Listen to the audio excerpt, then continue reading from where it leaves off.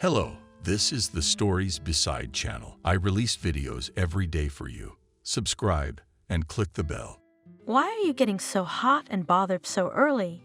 Your Ethan won't get away from you. Aren't you afraid he'll turn to her? He'll find out sooner or later. Do you think Kathy will stay with you? I doubt it. We'd both be fools. What am I supposed to do then? Drown myself? Why should I live without him?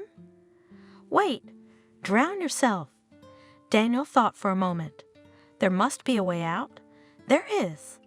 Olivia lowered her voice to a whisper, looking around. And you'll go all the way out? What do you want in return? Olivia wiped away her tears. Nothing. If this case works out, we both win. I get rid of the problem, Kathy stays with me, and we can raise our children happily. And you get what you want, and you get to keep your marriage. Also make sure I never see you again or hear from you or your husband. You don't have to worry about that. Just how do I get it all to happen without being seen? I'm sure we can do it. The woman has regained her spirits. What am I supposed to do there? A class reunion. Kathy pondered, trying on one dress after another in front of the mirror. It's been 5 years since we last saw each other. They'll start reminiscing again, telling stories from their school life for the 105th time and laughing at them. Why? This is probably the best one. She decided on a strict dark blue dress made of a thin, shiny fabric. The woman pulled a matching scarf from her dresser drawer and deftly tied it around her neck. She added earrings, a ring, shoes, a purse on a thin leather strap, and spun around in front of the mirror, assessing her reflection. Then she sat down abruptly on the edge of the bed and moaned. I'm afraid to go there. I don't want to meet Ethan, and he'll be there. Lisa had warned me. Why rake up the past? And what's in the past? A youthful crush. But it's been years. Right. She jumped to her feet, tossing back the unruly locks of dark hair. I'm calm. I'm going to meet my classmates. All feelings are in the past. I just want to see the guys. Oh my God! She covered her face with her hands. Who am I trying to fool? The young woman flinched when she heard the phone ring. Kathy? The cheerful voice of a friend sounded. Kathy wrinkled her nose. Where are you? Everyone's packed. Get a cab. Come right away. Kathy didn't have time to answer as the phone buzzed, and she sighed, dialing the number of the cab. From the open windows of the cafe, music was pouring out. Former classmates were standing on the porch, smoking, talking, laughing. What are you celebrating? The driver asked, glancing at her in the rearview mirror. He smoothly stopped the car at the very entrance to the cafe. Homecoming.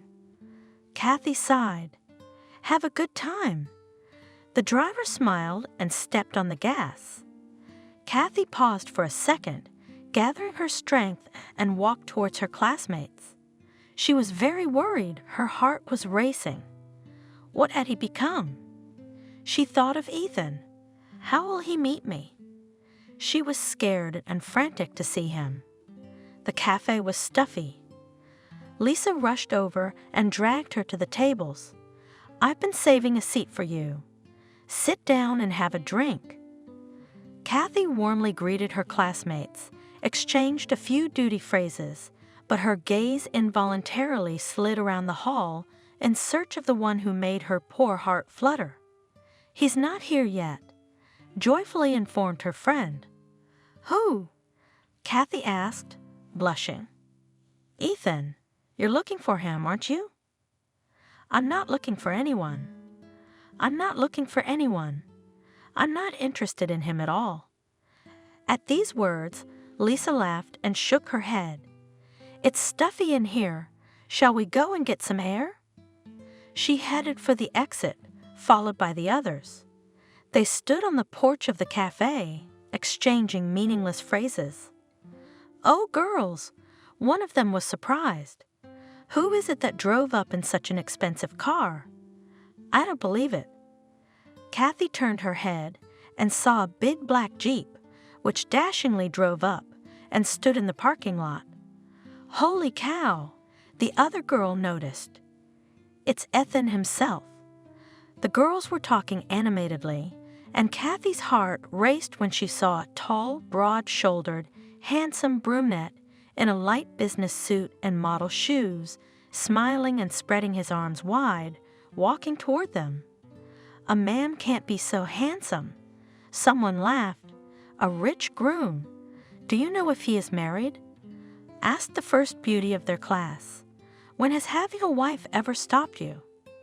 The girls laughed. "I don't know anything about him at all. He may be a father of many children." "The first dance with me. Please do not borrow." As they exchanged jokes, the girls ran off the porch and into Ethan's arms. "Hello, Kathy." Ethan smiled broadly at the girl. He hugged her and kissed her cheek.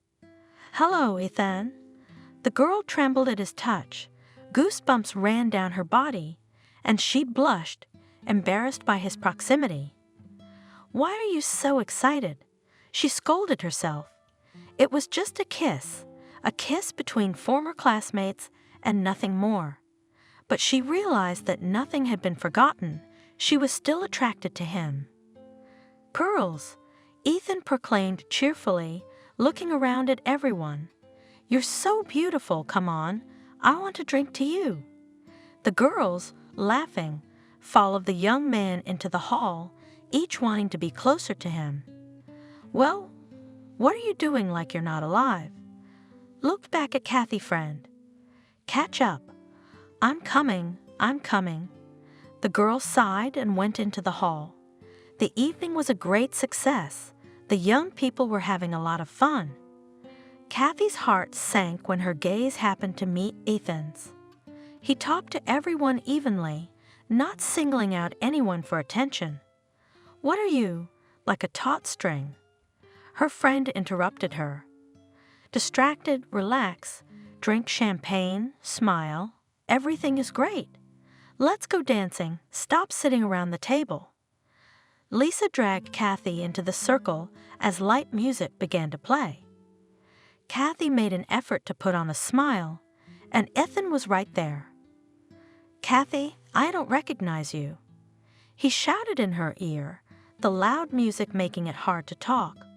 "You're even more beautiful now. I've been thinking about you." He pressed his lips to her cheek for a moment. Kathy was silent, her heart ready to jump out of her chest at the light touch, the skin on her cheek burning. She felt a silly smile spread across her face against her will, but she couldn't help it. She wanted to be with him like this all night, dancing in the darkened room. A slow tune began to play. "Would you like to dance with me?"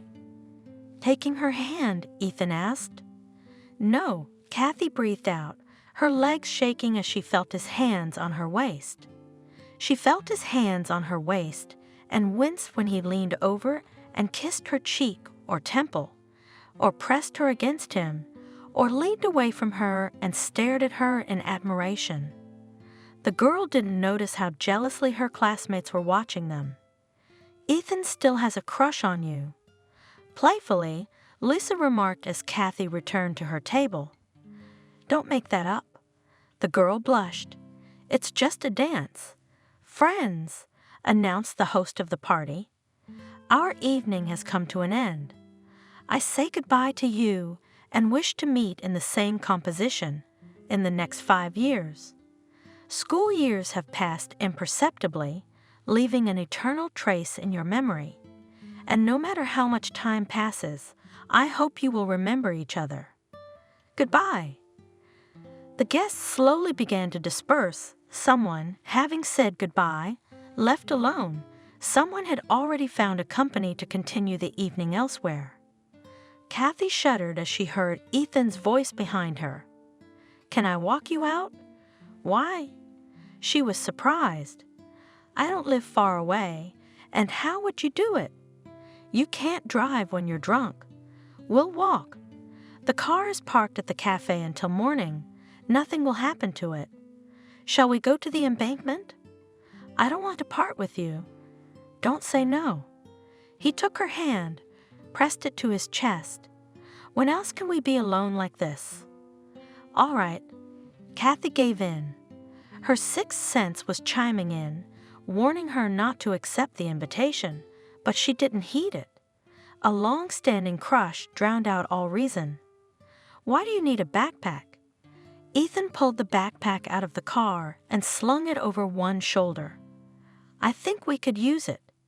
Smiling enigmatically, Ethan said. They walked slowly down the embankment.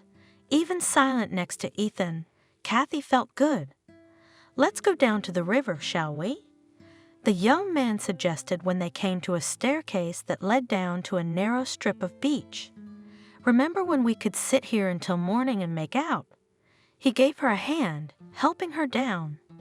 There under the bridge was their hiding place, protected by the concrete slabs of the boardwalk and the base of the stairs. We were teenagers, chilly. Kathy shivered in the fresh river wind. I'll warm you up. I've got this. Ethan solemnly pulled out of his backpack a blanket, a bottle of champagne, 2 glasses, and a box of chocolates. Remember when we used to sit here like this after the last exam at school and drink champagne? So much water has passed. Thoughtfully answered the girl, sitting down on the carefully confused plaid. I remember almost nothing. Why are you deceiving yourself? The young man deftly opened the bottle, poured the drink, and handed 1 glass to the girl. I see that you remember everything perfectly and have not forgotten how we loved each other. Don't flatter yourself. She took a sip of champagne. Then we were children. Today we are different. I couldn't have been wrong. Ethan said heartfelt, taking the glass from her. Look at me. He turned her toward him. The same look, the same feelings. He kissed her lips lightly. I realized today that I missed you, our conversations in front of the moon. He kissed her again, making her lose the remnants of her mind. You said it right.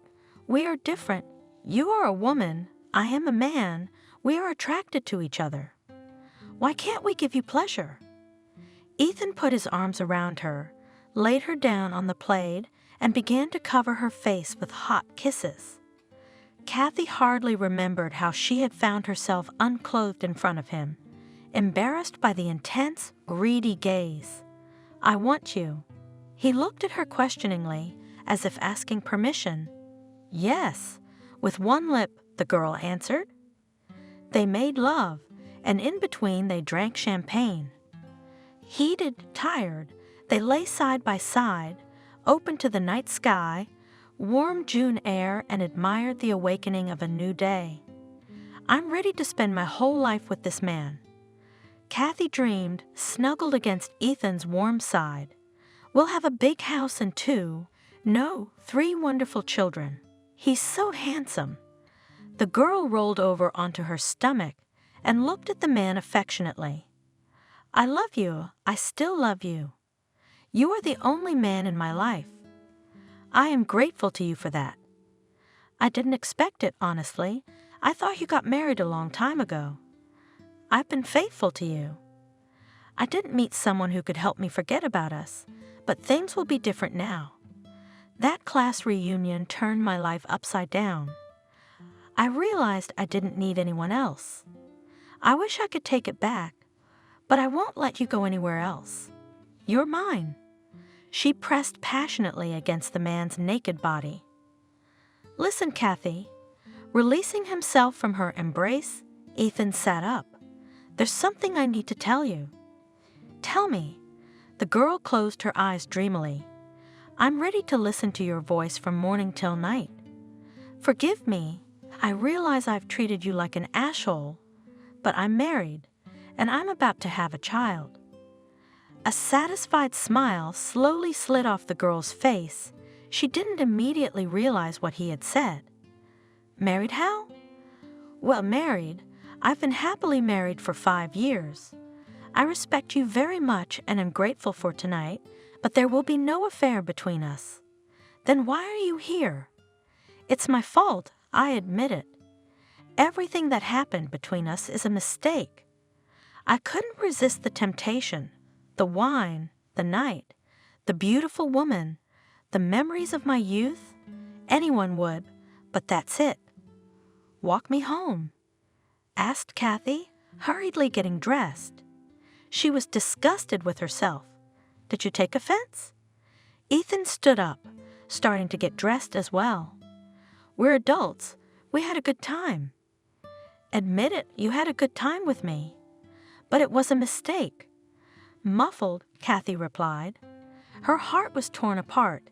In 1 minute, all her dreams had been shattered. She berated herself, cursed her gullibility, and wanted to get home so she could get under the shower, washed herself off his kisses, his touch. At home, standing under the hot water, she cried she had never felt so bad.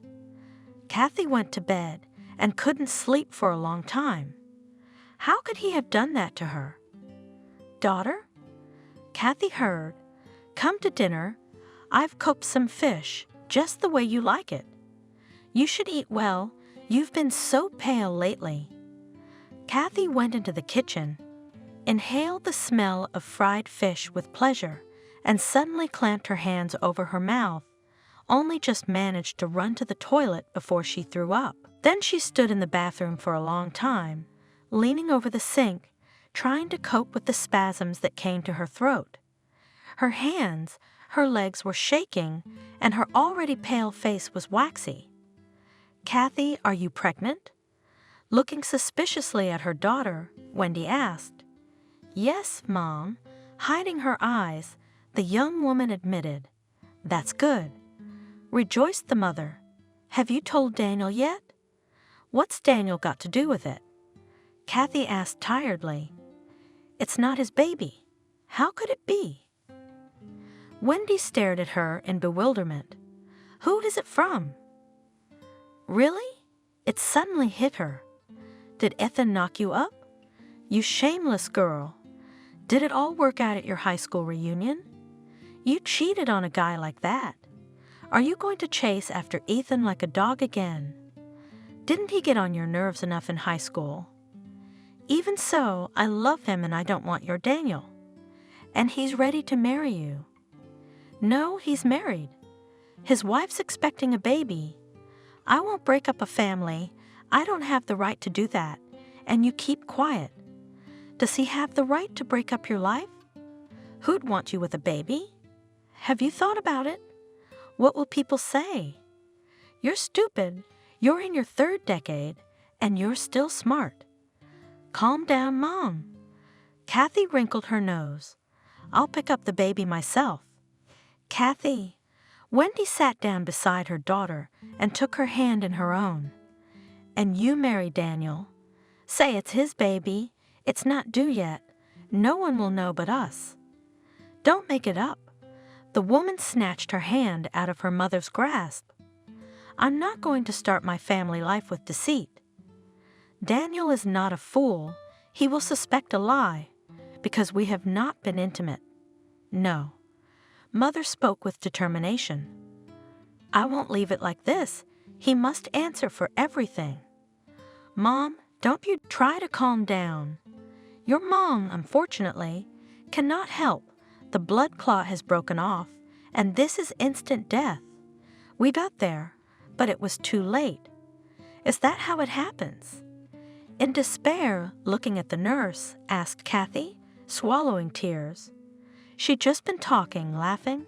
It happens. I can call someone to come and support you.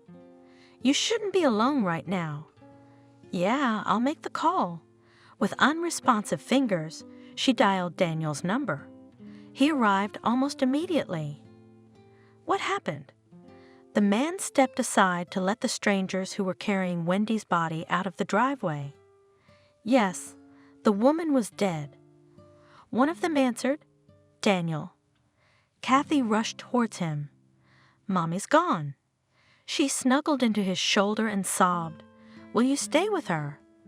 asked the doctor. "Yes," Daniel answered, hugging the inconsolable Kathy. "We gave her a sedative. She should sleep and come back tomorrow to do the paperwork." Later, Kathy could hardly recall the events of the following days. Daniel had taken care of all the troubles. He supported the young woman, was always by her side, organized the funeral and the wake. Kathy did not understand what was happening. She felt in a kind of prostration. On the day of the funeral, when everything was over, the young people were left alone in an empty apartment. "Daniel, thank you." The woman looked at him gratefully. "If it hadn't been for you, I don't know how I would have coped. It all came at once. Do you want me to stay with you?" "Yeah, I can't be here alone. I know I have to get used to it, but I can't yet. It's so empty without my mom."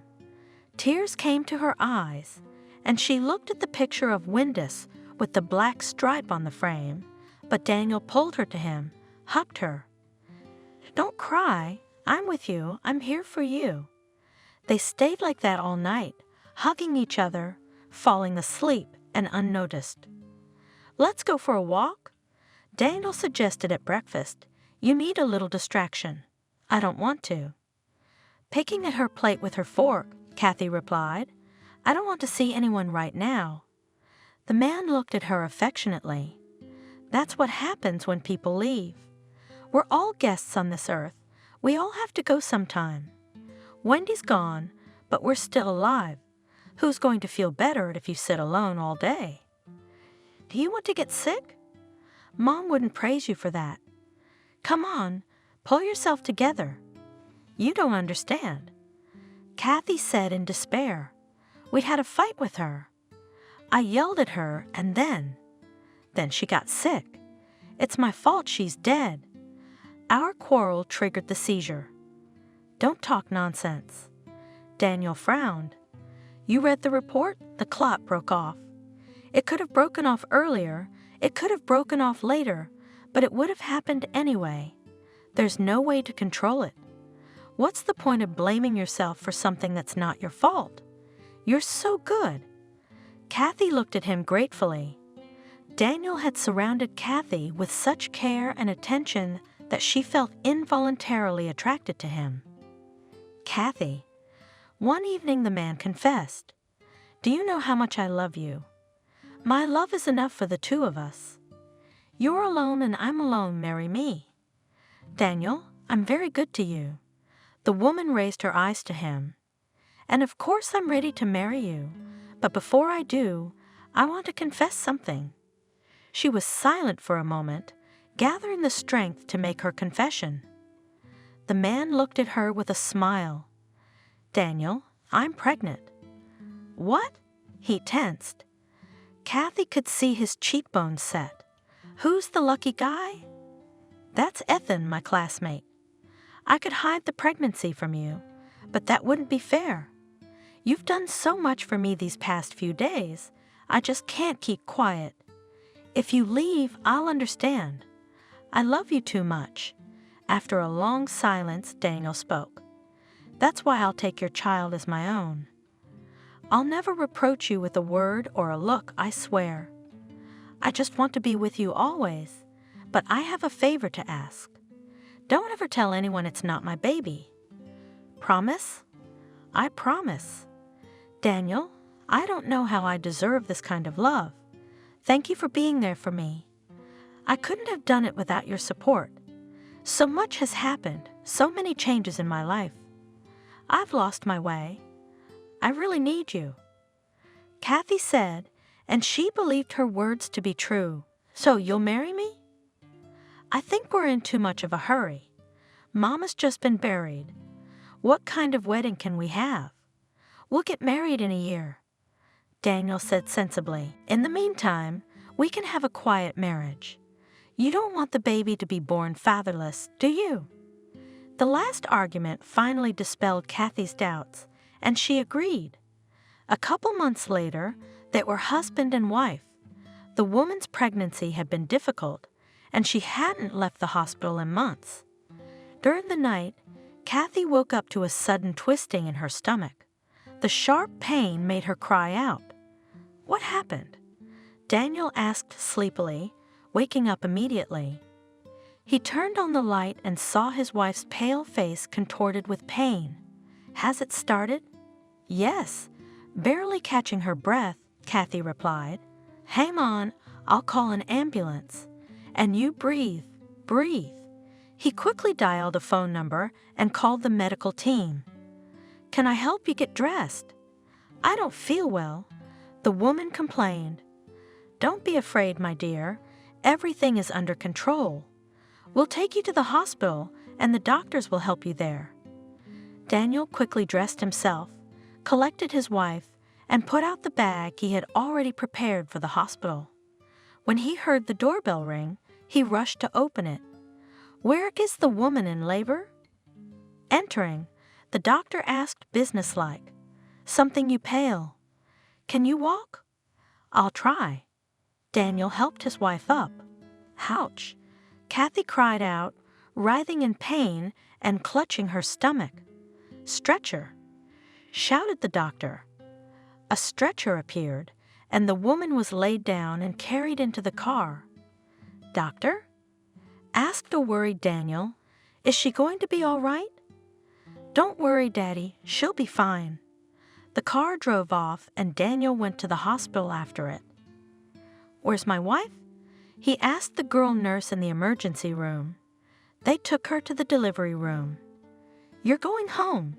There's nothing you can do for her now." "No, I'm staying." The man sat down in a vacant chair. He couldn't find a place to sit.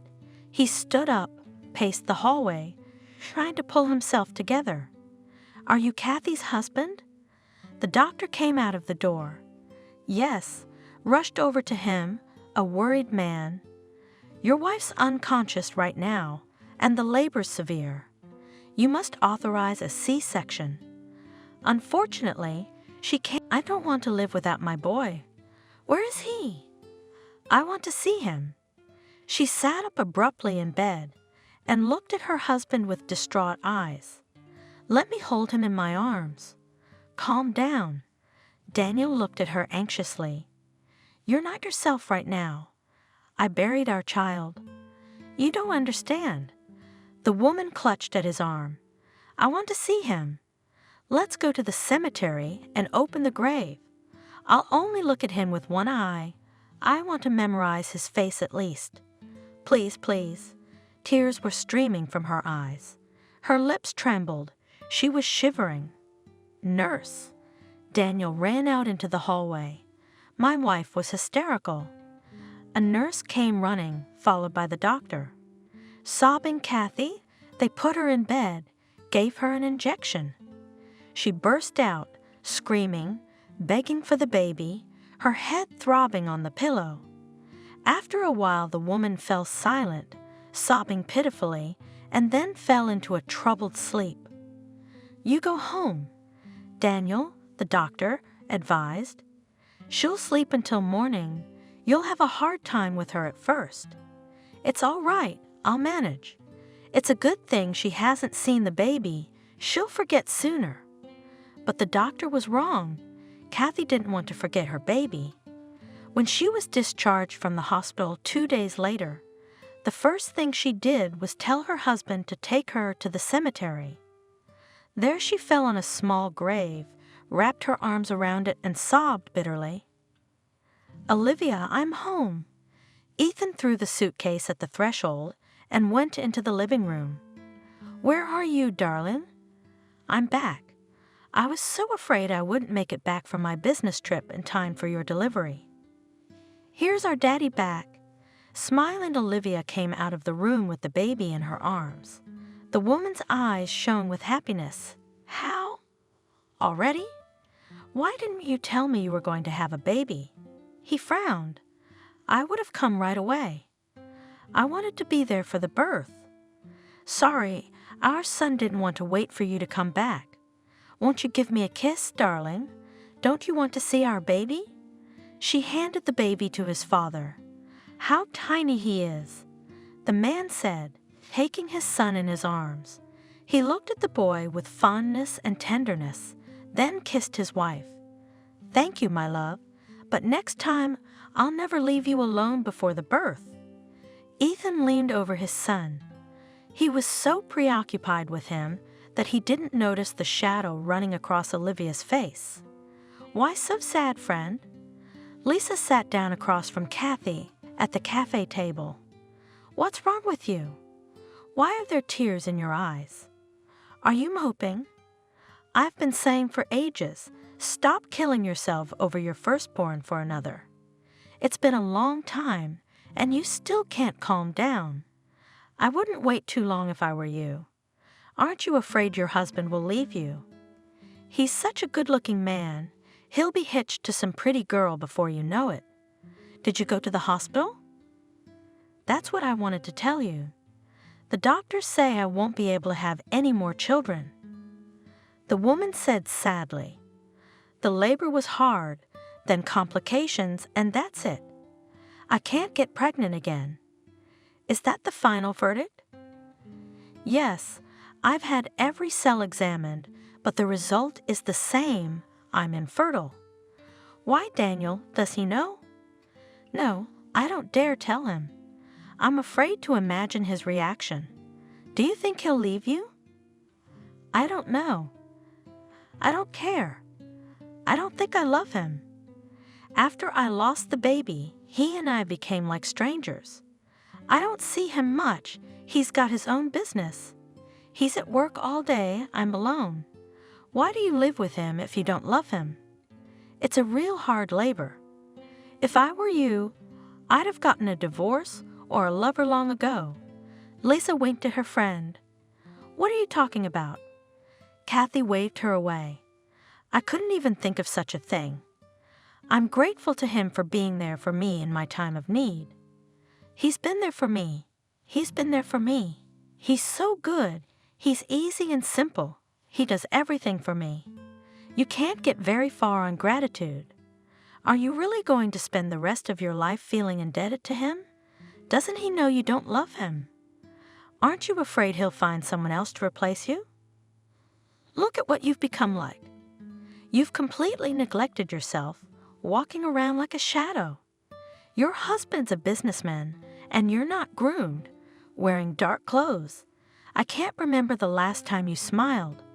I can't remember it myself." The woman sighed heavily. "The house is empty, no one to talk to. I don't know where Daniel gets his angelic patience from. Isn't it time to shake things up a bit? Why don't you and I go out and buy you some clothes? You're a young, beautiful woman. Don't you want to look stunning? If my husband allowed me not to save money on myself, I would have already collected a collection of clothes from the most expensive fashion designers. I'm happy with what I'm wearing. I'm not really in the mood for clothes right now. I'm sorry." Kathy got up from the table. "I should get going." "Don't wait. Tell Daniel the truth. He doesn't deserve to be treated like this." "That's exactly what I'm going to do now." "Thank you. You're the best friend in the world." The woman smiled sadly. With a heavy heart, Kathy waited for her husband's return from work. She realized that it was impossible to postpone the conversation and dreaded it. "Darling, I'm back." Daniel entered the living room with a small but very expensive bouquet of flowers. "I thought I'd treat you a little." He answered his wife's puzzled look, holding out the flowers. Just like that, no reason. "Come on, feed me." "Daniel." The woman put the bouquet in a vase and began to set the table. "I need to have a serious talk with you." "Can we save the serious talk for after dinner? I'm really tired." "Your talk, can it wait half an hour?" Kathy watched her husband eat in silence. He said something, even laughed, but the woman, immersed in her own thoughts, did not listen to him. "Kathy, was there something you wanted to talk about?" "Yes." Kathy woke up from her thoughts. "I went to the doctor again today, and I got the final report. I'll never be able to have any more children." "Is that definite yet?" Daniel frowned. Yes, they didn't give me even 1% out of 100 that a miracle would happen and I could get pregnant. I'm sorry. I'm a bad wife. Daniel got up, walked over to her, gave her a hug. You're the best, so we'll live together. There are many families like us and nothing. They live, even happy in their own way. But you dreamed of an heir. I dreamed of you. The main thing is to have you by my side. That's all I need. What are you doing up at the crack of dawn? Daniel asked, getting ready for work. I'm going to visit my mother and son. Kathy replied as she dressed. I haven't been there in 6 months, and the graves are overgrown with grass, so I need to clean them up. Why do you go there? How many times can you nurse a wound? Live in the present. Take care of the house. You wouldn't understand. Kathy replied, You haven't had him under your belly for 9 months. Do you think I'm callous? You think I've forgotten him? You're wrong. Maybe I suffer more than you, but I don't show it. What was it like for me, burying our little son? You're lucky you didn't even see him. You can't imagine how I felt at that moment. I'm sorry. Kathy burst into tears. Daniel put his arms around her and held her tightly against him, comforting her. I can't help it. I'm drawn to it like a magnet. Aren't you afraid you'll go crazy soon? What kind of person in their right mind behaves like that? I understand celebrating an anniversary, but not every month. You go there like you go to work. Why don't you do something useful or go out with your girlfriends? Why don't we make a reservation at a restaurant? We haven't been out in a while, or we could go to the countryside, you know? Sorry, I'm not in the mood. Should I lock you up? I can't stand to see you torturing yourself. Don't bother me, please. It's where I calm down. Kathy knew in her heart that her husband was right, but she was drawn to the last refuge of mother and son. She put on her household gloves, squatted by her mother's grave, and wiped the monument with a cloth. It's been a long time since I've been to your place. The woman mumbled as she began to clean up the grass. She concentrated on pulling weeds and tried not to think about anything. Well, it's good to be clean again. Now I'll go to my son, and you stay here. Hello, my darling. Kathy bent down to her son's grave. She threw the wilted flowers out of the vase and put fresh ones in. You would have been 5 years old today. She stroked the black granite monument, shivering from the cold. Mom remembers you. I'm sorry I didn't keep you safe. Sleep well. The woman stood silently by the small mound. From the outside, she looked strange, all in black, thin, with a pale face, haggard with mental anguish. She looked much older than her years. The habit of speaking to the graves of mother and son in the cemetery, which had appeared in recent years, horrified Daniel. Time passed, and Kathy's mental health did not recover. Her life, like a metronome, monotonously, joylessly counted down the days. Her heart suffered from night dreams, which appeared to her if she did not come to her son for a long time. No, she could not even imagine the child's face, but from behind the vision was so clear that the woman woke up in tears, and in the morning went to the cemetery. Kathy, the woman heard one day, on her way out of the cemetery grounds. Hello, have you come to see your people? Clara, hello. She greeted the older woman, Ethan's mother, warmly. What brings you here? I buried my husband a year ago. I came to visit. I'm sorry, I didn't know Ethan's father had died.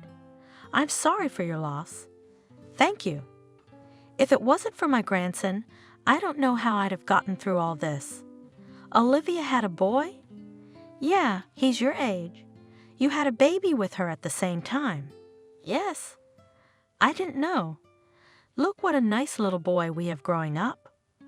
The woman took out of her purse a photo of a smiling 5-year-old boy and handed it to Kathy. He's beautiful. And he's so smart. Ethan wasn't like that at his age. Kathy almost fainted when she saw the picture. Her heart raced.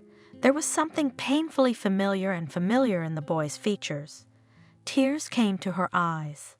No, she thought, my baby would probably look like him, for he is Ethan's son too. Oh, Kathy! Clara came to her senses. I'm sorry, you stupid fool. I was so happy I forgot you'd lost your baby. Don't kill me like that. You and your husband are still young. You'll have a baby. Baby, it's such a happiness. Kathy smiled sadly at the woman and hurried away. She knew that she would never have this happiness. Olivia, where have you been again? Ethan grudgingly watched as his wife, smiling stupidly and looking at him with eyes dazed from alcohol, took off her shoes in the hallway. At the club, where else? Did you miss me, darling? Isn't it a little late for you to go clubbing? You're not a girl.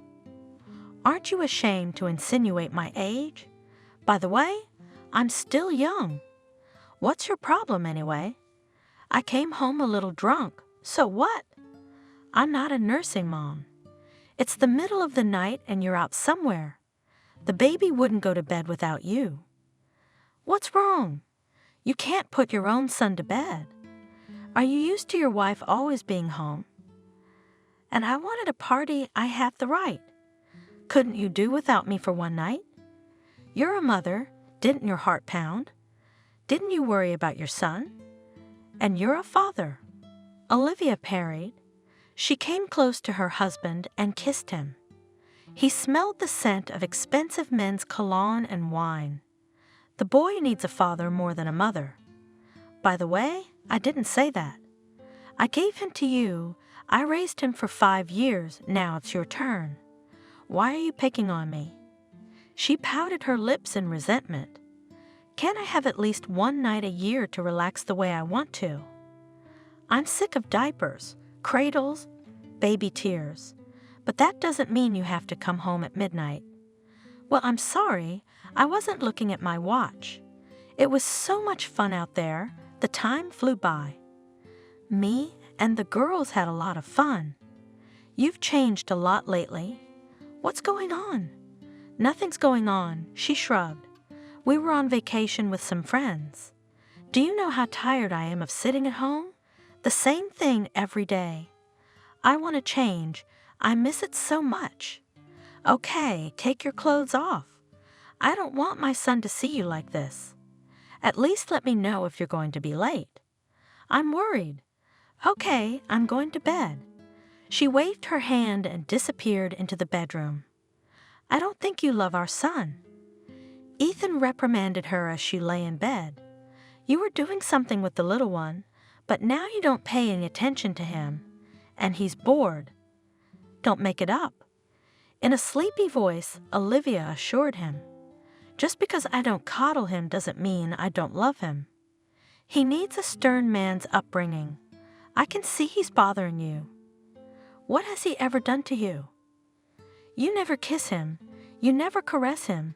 You just yell at him, and he's so attracted to you. What's wrong with you? You were a great mom, weren't you? Leave me alone. The woman waved me away irritably. I'm tired. I want to sleep. How many times can you teach me? I know how to behave with my son. I don't need your advice. A week later, Ethan received a message that made him furious. Who's that? He shoved the phone under his wife's nose. Who's the guy in the picture next to you? Just a guy I know. She replied nonchalantly. Why are you freaking out?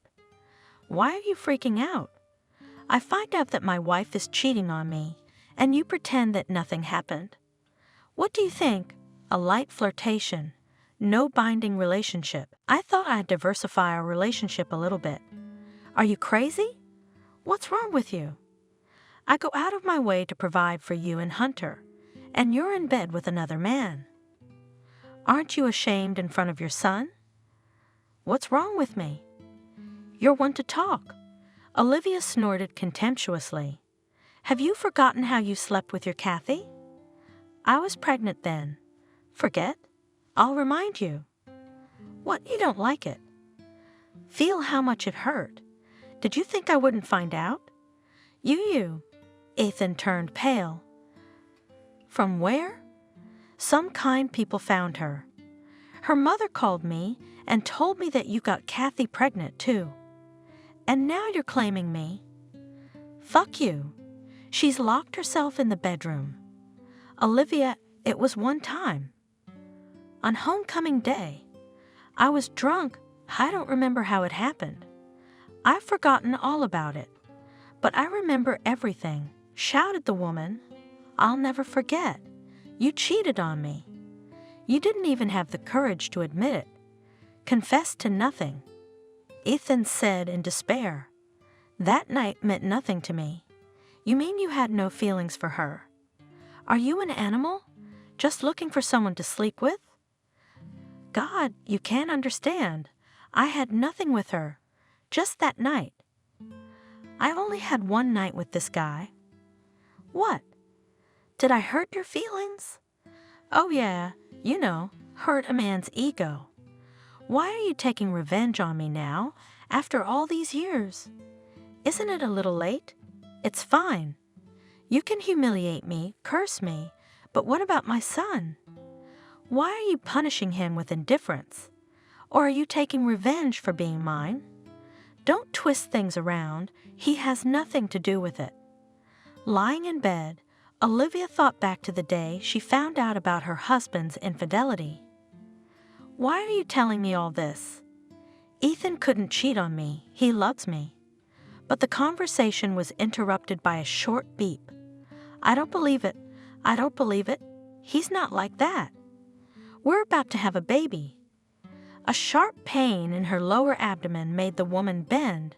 A trickle of blood trickled down her legs. Daddy. With trembling hands, she dialed her father's number. Daddy. She cried into the receiver Benjamin. Come to me urgently, my baby, my baby. I'm afraid, Daddy. I feel so bad. Don't cry, daughter. I'll be right there. Just don't hang up. I'll call the hospital. They'll come to you right away. Father ran down the corridor, followed by the doctors, and on the gurney lay pale Olivia with an IV in her hand. Dad, are they gonna save my baby? Will they? It's gonna be okay. Don't worry, sweetheart. This clinic has the best doctors in the world. I can't lose him, do you understand?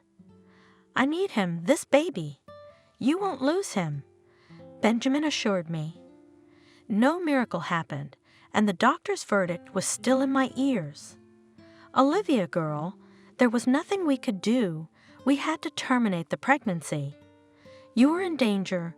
You had lost a lot of blood. The baby, with such blood loss, was doomed. Olivia, my daughter. Benjamin looked anxiously at his daughter. Don't kill yourself. They were saving you. And what to do? I dreamed so much about this child, and now I have to wait again to get pregnant. What am I gonna tell Ethan? Ethan's a smart man. He'll figure it out. I'm sorry, but I have to tell you that you can never be a mother. I'm telling you this now so you don't have any illusions. Daddy, how's that? Why? A lot of women have abortions, they miscarry, and then they're pregnant again. Am I any worse? But not in your case, you were too far along. Don't worry, the doctor says you can always take a little one from an orphanage or go to a surrogate. There are so many options today. Are you out of your mind? I want my baby, okay? Mine. What am I gonna tell my husband? What's a family without children? She grabbed the doctor's arm. I'm begging you. Ethan mustn't know I've lost a child. Daddy, don't let anyone dare say I've lost him, or I'll. She collapsed on the pillow and sobbed. Daughter, don't even think about dying. We still have to tell your husband about the miscarriage. He has to know the truth. No, don't you dare, or I won't be able to take care of myself. You have to realize we can't keep this from him much longer. Not now, please. While he's away on business, I'll tell you when he gets back. Dad, do something. I'm begging you. Your daughter's family is on the verge of disaster. What is there to do? I'd give anything to make you happy, but there's nothing money can do. Olivia couldn't stay in the ward. She went to the hospital park, sat on a bench and cried. Woman, can I help you? Someone's hand rested on the woman's shoulders, shuddering with sobs. She raised her head. Olivia? What's wrong? What happened? She jumped up, shoved her fist painfully into Daniel's chest. It was him. It's your wife's fault. You snake. I lost my baby because of her. I hate her. I don't see what Kathy has to do with this. Sit down and tell me. Calm down. How can I calm down? Her mom called and told me that Kathy's having Ethan's baby. And you didn't know. I knew. Kathy told me right away. And you forgave her? Married her knowing she was pregnant with another man's child. Of course I love her. I had to accept her as she was. And I was stupid to be happy that he loved me. I didn't even look at the others. I was faithful. But she cried again. We had a good night out. I don't get it, Kathy. When her mother, Wendy, called, I had a miscarriage. I was pregnant, too, with my husband's baby, not another man's. And now I'm never gonna have kids. Why would Ethan want me childless? He'll leave me the first chance he gets. Kathy, you ruined our family. What are you doing? Getting all hot and bothered? Your Ethan won't leave you. If he wanted to, he'd have left a long time ago. How many opportunities have there been? And Kathy hasn't given you any reason not to trust her. Aren't you afraid he'll turn on her? He's gonna find out she's carrying his baby sooner or later. Do you think Kathy would stay with you if he beckoned her? I doubt it. We'd both be fools. What am I supposed to do? Drown myself? Why should I live without him? Wait for drowning. Daniel thought for a moment. There must be a way out. There is. Olivia lowered her voice to a whisper, looking around. We can switch the baby. I don't care whose baby it is, as long as my husband doesn't find out he's not the father. I've got it all figured out. What's the time difference with Kathy? I don't know, a month or two. What's it to you? What was it supposed to be? A son? Why are you giving me riddles? You see, I don't like raising someone else's child. It'll always remind me of the affair. And you said you forgive me. Olivia grinned. Do not cling to the words. I dream of my own. If you are ready for a switch, how would we arrange that Kathy child, she is also waiting for a son, became yours? Let's restore some justice, so to speak. Let the boy be brought up by his father. He doesn't even know about him. I'm willing to sign any papers to keep the whole story quiet. And what do you want for that? Olivia wiped away her tears. Nothing. Just to get rid of the baby.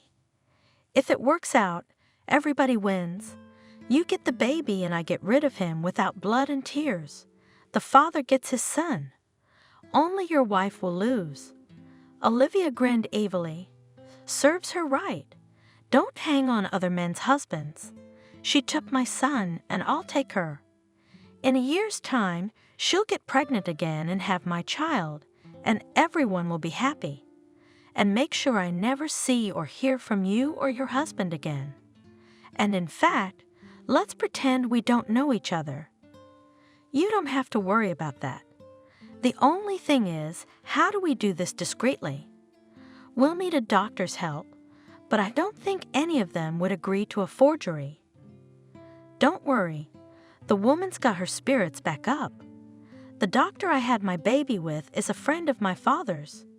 We'll arrange for Kathy to go to him for the delivery. He'll do everything before anyone knows I've lost the baby. I'll pretend I'm still pregnant. My dad will arrange for me to stay at the clinic. It's easier to hide the loss of the baby. You'll let me know when you're due, and the rest will be up to the doctor. Are you sure? We won't get burned. You guarantee it. Can you trust him? He'll do anything for me, and if he doesn't want me, I'll get my dad involved. So, are you ready to write a waiver right now? I can't wait to see our contract signed. Let's do it this way. I'm actually waiting for my wife to come home from counseling. I'll take her home and call you, and in the meantime, you find out what's going on. If the doctor doesn't agree, then it's not worth it. I don't want to risk it. Kathy won't forgive me if he finds out what we're up to. Don't worry, no one will find out. They went their separate ways, and 2 hours later, they were sitting in the chief of staff's office. Daniel, do you realize what you're setting me up for? The doctor was horrified by Olivia and Daniel's plan. If any information leaks out, I'll go to jail. It's a crime. It's a crime to make me childless.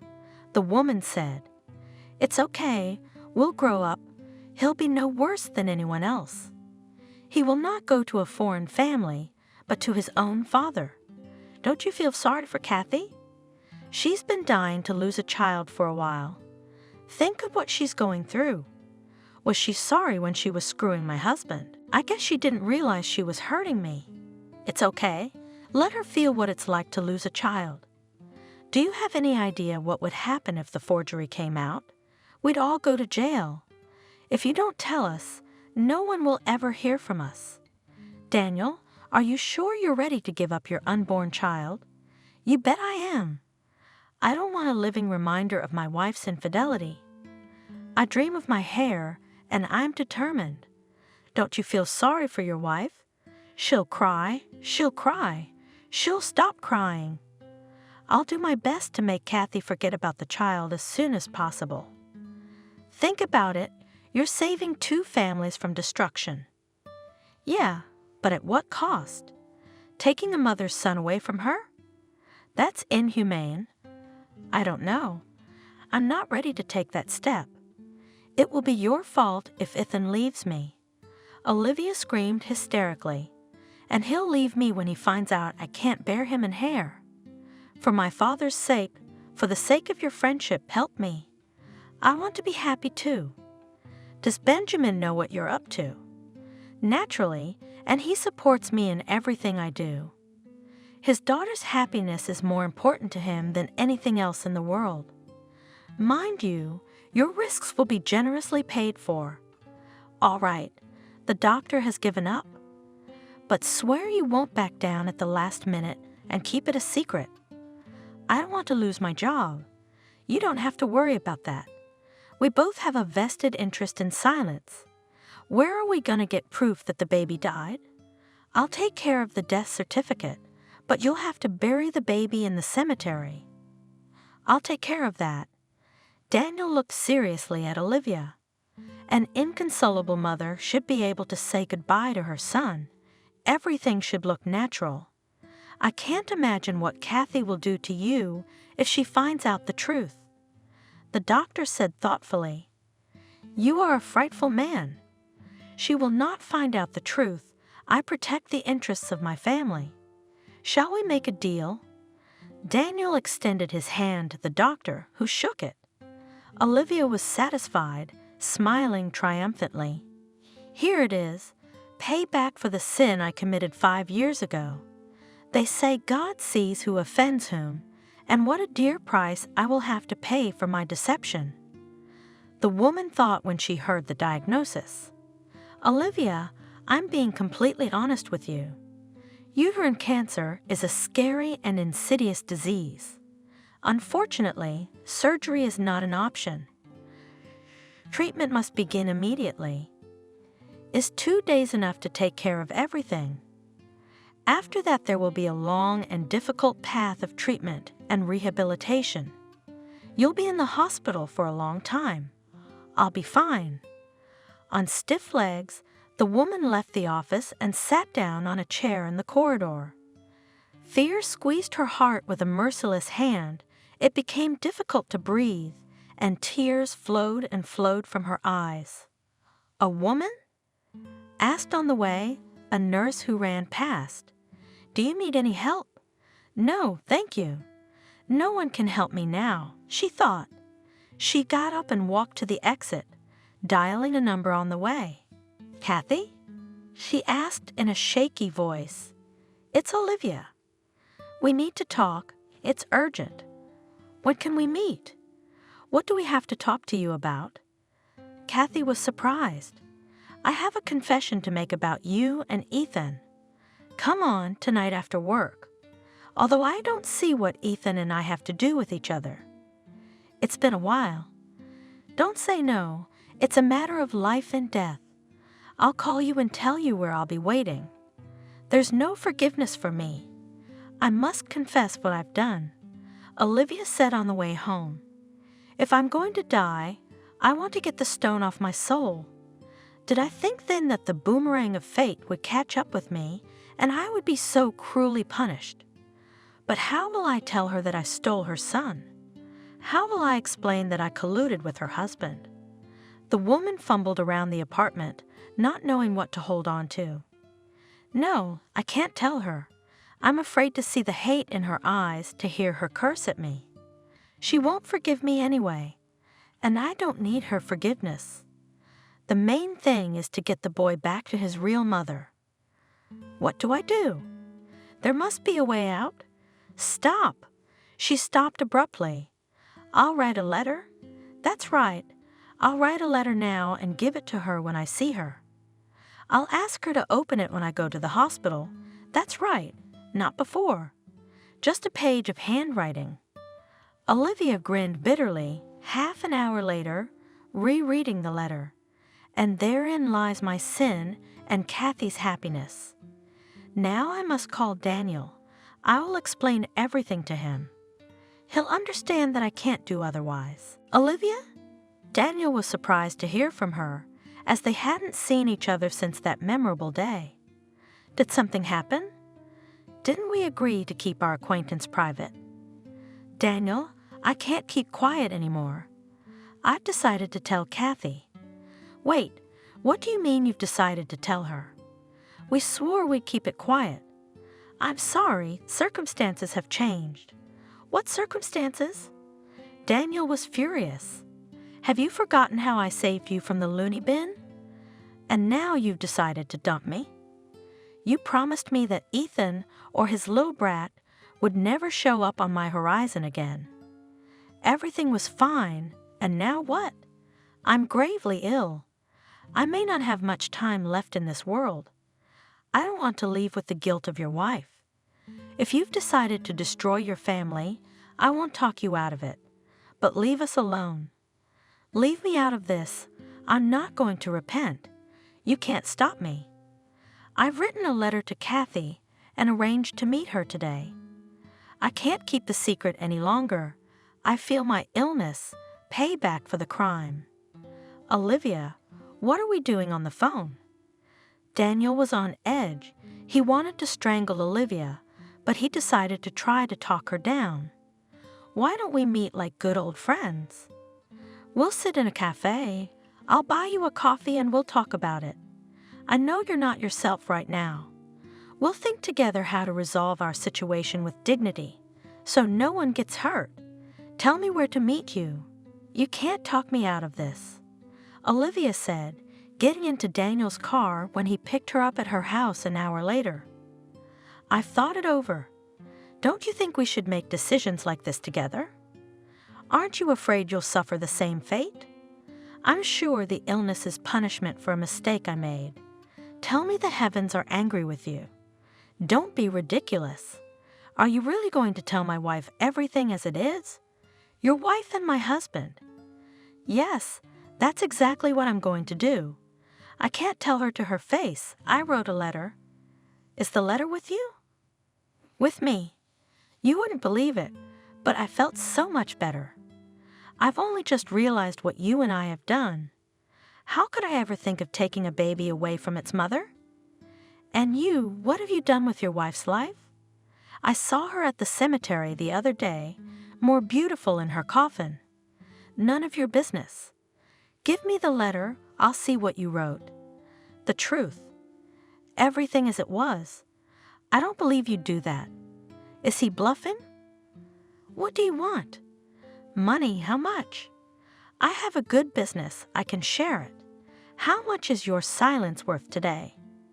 I'm not interested in money. I'm determined to get my child back to her mother. And here, she waved the letter in front of Daniel's nose.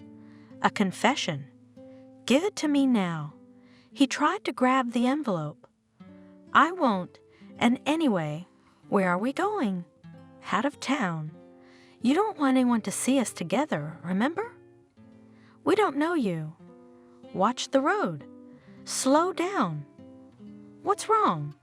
Did you change your mind about dying? He's speeding up on purpose to tease her. Give me the envelope. Even if you take the envelope from me, I'll still open Kathy's eyes. Let her know what kind of monster she's been living with for so many years. Do you think she'll stay with you after all this?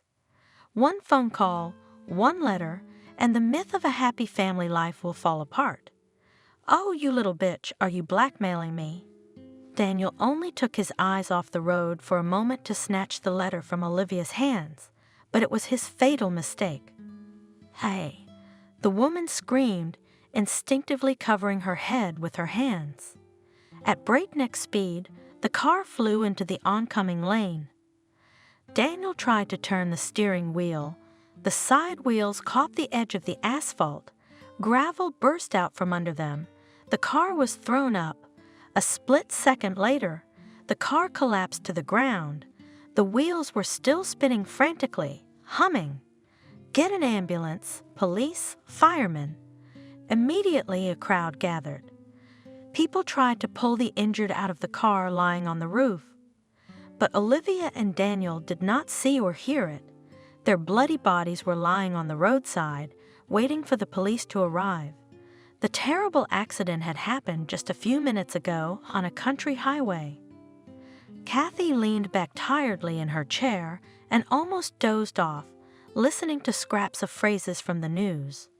According to eyewitnesses, the culprit was the driver of a foreign car who had swerved into the oncoming lane of traffic. Apparently, the speed was too high because the car was thrown into the air.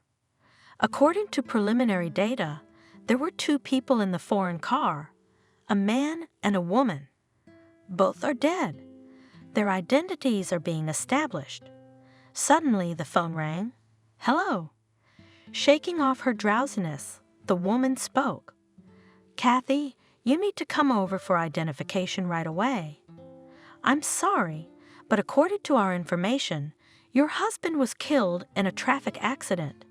We need to make a positive identification. Wait, you're wrong. The husband should be at work right now. He wasn't going anywhere. We found an ID in your husband's name in the victim's car. Only you can confirm or deny our assumptions. So come on down. There's been some kind of horrible mistake. Kathy stared at the phone in confusion, where short beeps were heard. This can't be true. Daniel is a good driver. What would he be doing on the country highway? Maybe he loaned his car to someone. That would explain the ID. I'll call him now and find out. The woman dialed Daniel's number. The subscriber's phone is switched off or out of range. A mechanical voice said, No, it's not him. Definitely not him. She packed quickly, hailed a cab, and headed for the morgue. Ethan?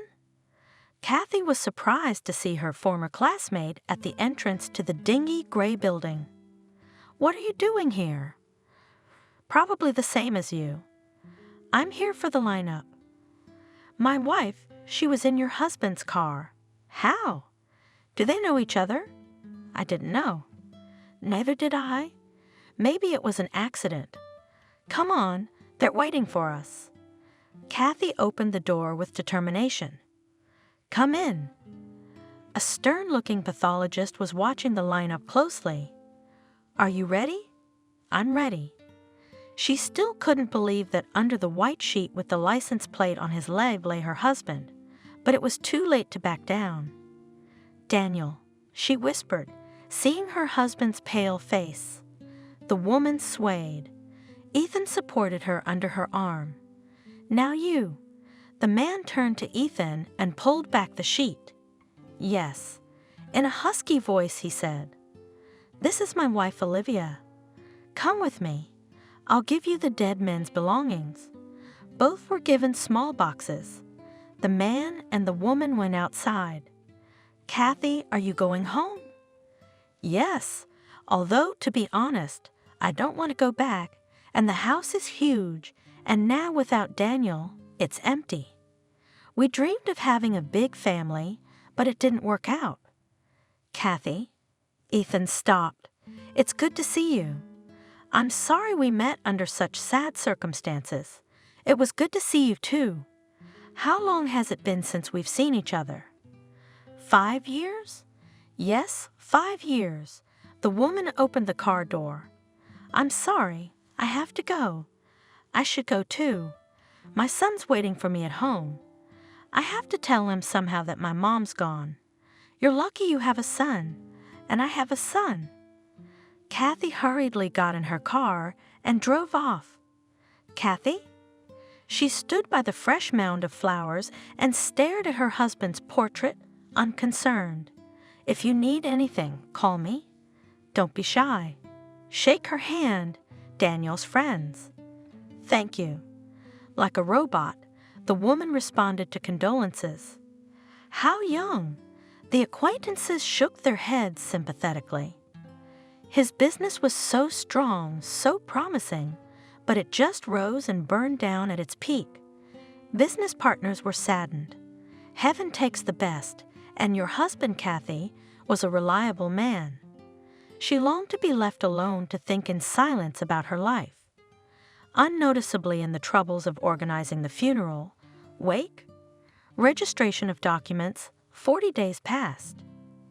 Kathy thought with horror how she would survive the necessity to gather again all these unfamiliar and completely unknown people who would again say something about her husband. She didn't want to see anyone. Why all the speeches, the wake, if the man was gone? She asked Lisa. It was the custom. She shrugged her shoulders. The question I'm most interested in is how Olivia ended up in the same car as my husband. I don't think we'll ever know. She asked me to meet her. Kathy suddenly remembered. I wonder what she wanted to tell me. The woman hardly waited until the end of the dinner, respecting the propriety, said goodbye to everyone, thanking them for their sympathy for her grief. She gave orders to the waiters and hurried home. Kathy, a representative man in a strict business suit approached her. May I give you a ride home? I'd appreciate it. She said yes and got into a brand new black Jeep. Kathy realized that this gentleman had something serious to say to her. Otherwise, he would not have offered to help her. What do you want from me? She asked directly. Your husband has a huge business, and you are the sole heir to his fortune. Why should a fragile woman take on the headache? Besides, as far as I know, you've never taken any interest in your husband's business. Is there anything in particular you'd like to offer me? I'd like to buy your business and give you a quiet life and keep you out of danger. What makes you think I'm in any danger? Because, fair lady, your husband's business is a tidbit for all those who have assured you today of their readiness to help you if you have any difficulty. Why should I believe you? You have no other choice. I have no reason to deceive you. I'll give you a good price. Not at a loss, I admit, but I'll buy your whole business so you don't have to sell it off piecemeal. If you turn me down, your husband's former partners will swoop in and start tearing your business apart, and everyone will try to get their hands on you, and believe me, you won't be able to resist them. What if I don't want to sell? Then they'll use some less than legal methods. You know what I'm talking about. Kathy went cold when she realized what I was saying. And none of them will discount the fact that you just lost your husband. They don't give a damn about you. Nothing personal, just business. They're bargain hunters. They're used to making a profit. Had I convinced you?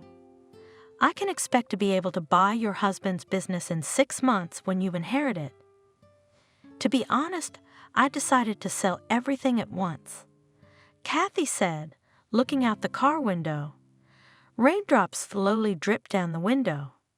Nature mourned with her for her husband, her failed family life, the loneliness that already had an iron grip on her. I want to get away from here. It's hard to come to a house where we were happy in our own way with my husband. I hope I can make a fresh start. That's great. Stopping in front of the house, the man said, Then I'll contact you myself or send my lawyer. Kathy entered the house. She was stunned by the ringing silence. To break it, the woman turned on some music, undressed, and got into bed. No more souring. She said to herself in the morning, It is time to put the house in order. It is necessary to collect her husband's things and give them to some social service. What if someone could use them? She had a quick breakfast and started cleaning. Going through the papers in her husband's study, she came across a box that had been given to her after Daniel's death. I wonder what's in there, she said, lifting the lid. A watch, the face broken. I gave it to him last year. Wallet, bank cards, money, everything is there. What's this envelope? She twirled it in her hands in surprise, a white mailing envelope with no address, blood caked on one side. Who was it intended for, this unsent letter? Kathy cut open the envelope with a paper knife and pulled out a triple-folded piece of paper. Kathy, she read it. Strange, a letter for me? But from whom? She glanced at the signature. Olivia? Kathy, I didn't have the heart to tell you to your face that I'm a vile creature. I ruined your life. Now I'm trying to make some kind of excuse to you, even though I realize I'm unforgivable. 5 years ago, I robbed you of your son. I know how crazy I sound, but I was driven by revenge at the time. I couldn't forgive you for sleeping with my husband. I lost my child. I was sure Ethan wouldn't stay with me. He wanted an heir. I couldn't give it to my husband anymore. The doctors diagnosed infertility. And then we met Daniel. He didn't want to put up with your infidelity either, even though he assured you otherwise. Somehow we agreed to have your son registered in my name. At that time I thought I was doing everything right, protecting my family, but one day you have to pay for your mistakes. I'm very sick right now. I don't know if I can make it. But in the eyes of God, I'm gonna try to make it right. I know Ethan won't forgive me. I've done too much wrong. At least try to understand me now.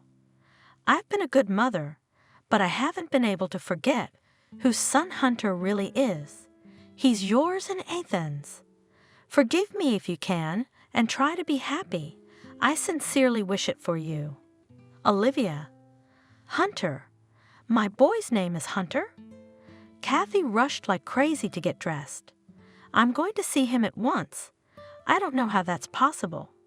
She dropped everything and went to Ethan's. You? He exhaled when he saw her on the doorstep. I wasn't expecting that, but I'm glad. Come in. I really wasn't expecting guests today. I didn't come to visit. Kathy, worried, entered the living room. I brought a letter to read, your wife's confession. She handed him a letter. Read it, and then we'll have to decide what to do about it. This. The man was speechless when he read the letter. Are you sure it's the truth? Would a man who might be on death's doorstep lie to himself? That's why your wife was in Daniel's car. I wouldn't give Olivia's confession so much credence. Yes, she's changed lately. Yeah, she's been cold to Nate. But how did they set it up? I think Olivia's father had something to do with it. I don't think they'd do the forgery without Benjamin's support. Benjamin won't be able to find out anything. He had a stroke right after Olivia's funeral. What are you suggesting? I want to see my son. Wait, I'm not gonna let you traumatize his psyche.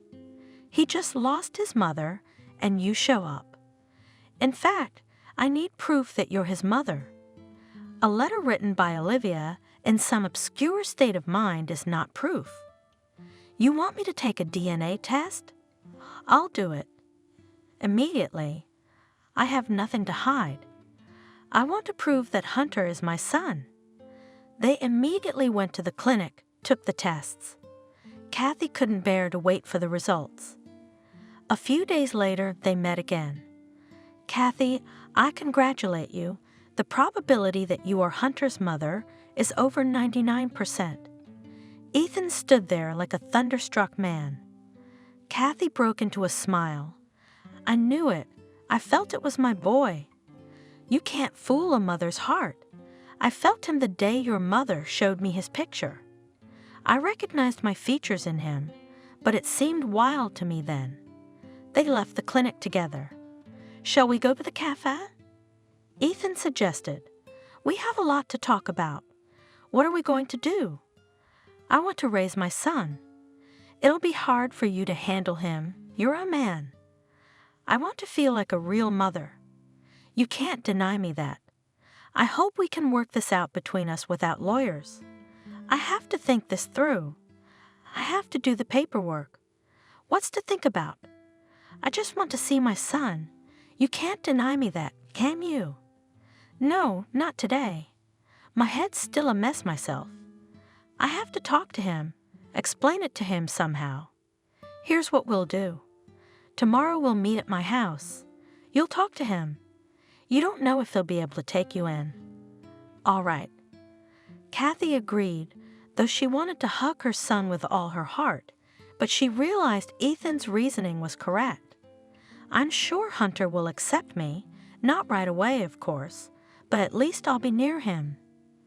The next day, the woman bought a huge, soft teddy bear and went to visit. Come in. Ethan stepped aside, letting her into the house. We're waiting for you. Hello, little one.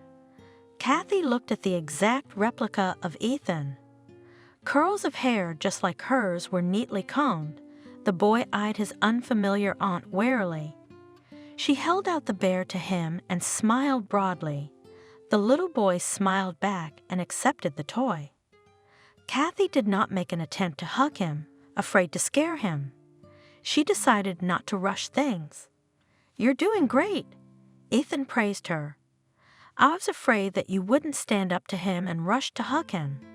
He invited her to the table, their son playing nearby. After a while, the child sat freely on Kathy's lap, and she stroked his hair fondly and inhaled the unique scent of childhood.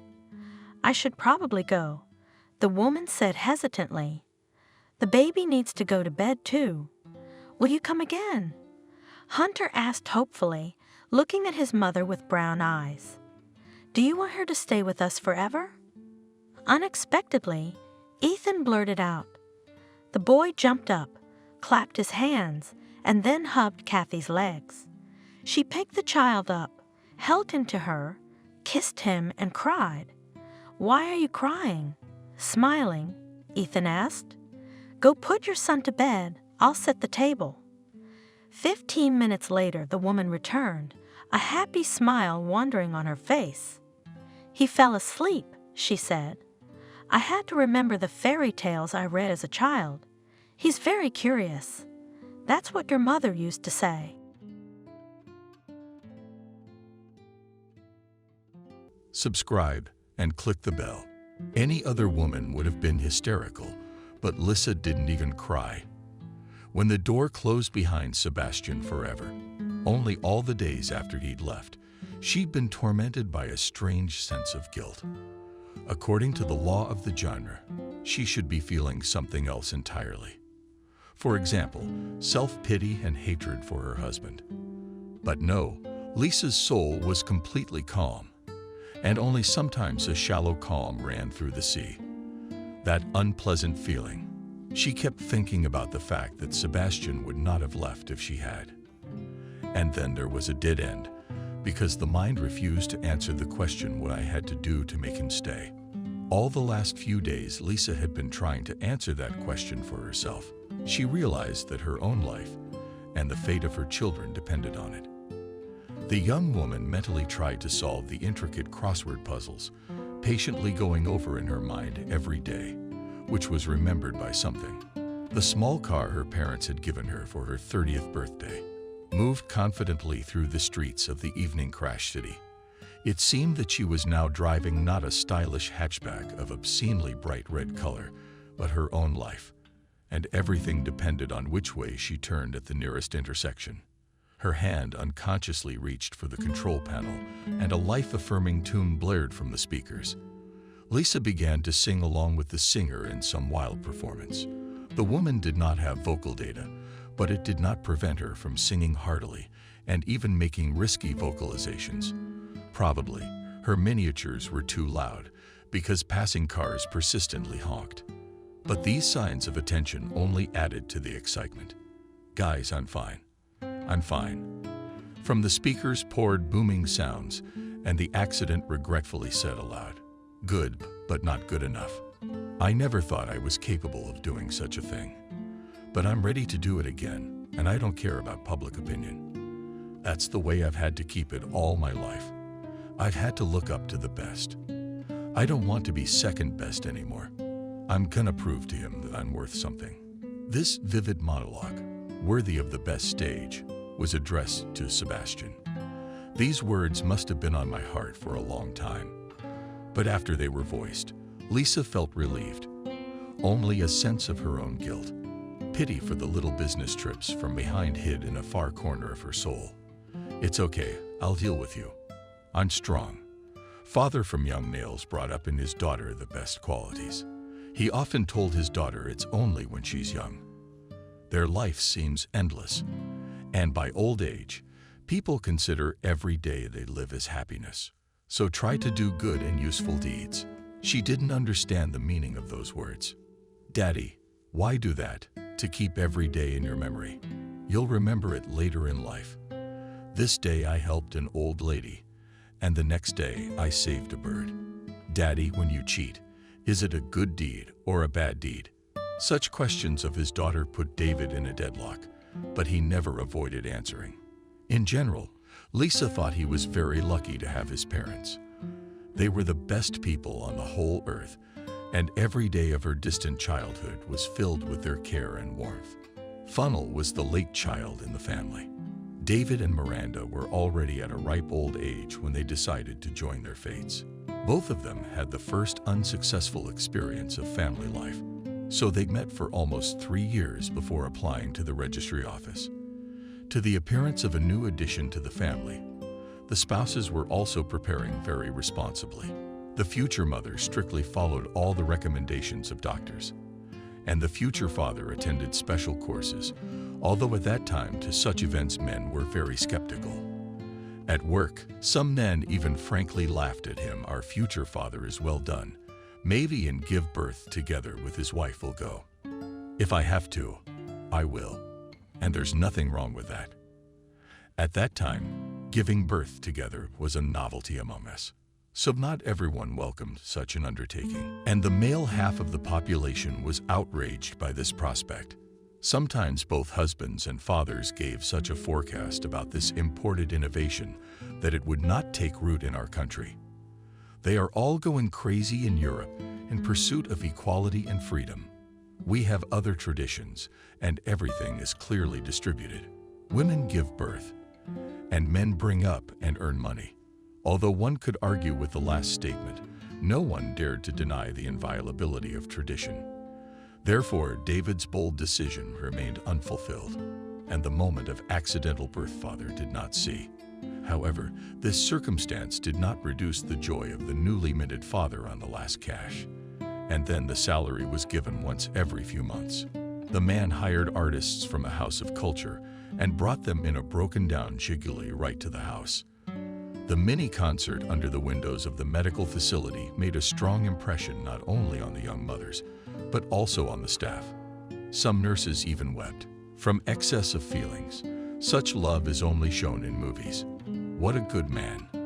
Of course, Lisa understandably does not remember the events of those days, but my mother loved to tell this touching story. And each time there were new details of her first days of life. When they brought you for the first time for feeding, I was even scared. That day 8 boys were born and only 1 girl. All the boys are so big-faced and screaming at the top of their lungs. My little girl looks like a Zamora in front of them. You didn't even scream. You promised like a kitten. Although Miranda spoke fondly of her daughter's shortcomings. In her early days, Lisa was not exactly pleased that her mother compared her to an abandoned kitten. It was only later, when she herself gave birth to her first son, Kevin, it became clear that for the mother the appearance of the child does not matter. But life is a very harsh thing, and it does not spare even small children. If for her parents the girl was a miracle, people around her did not think so. The first time she faced injustice in kindergarten. That day is forever. In memory, on the eve of the first holiday of spring, children prepared gifts for their moms. In addition to cute crafts, it was decided to please women with a small concert.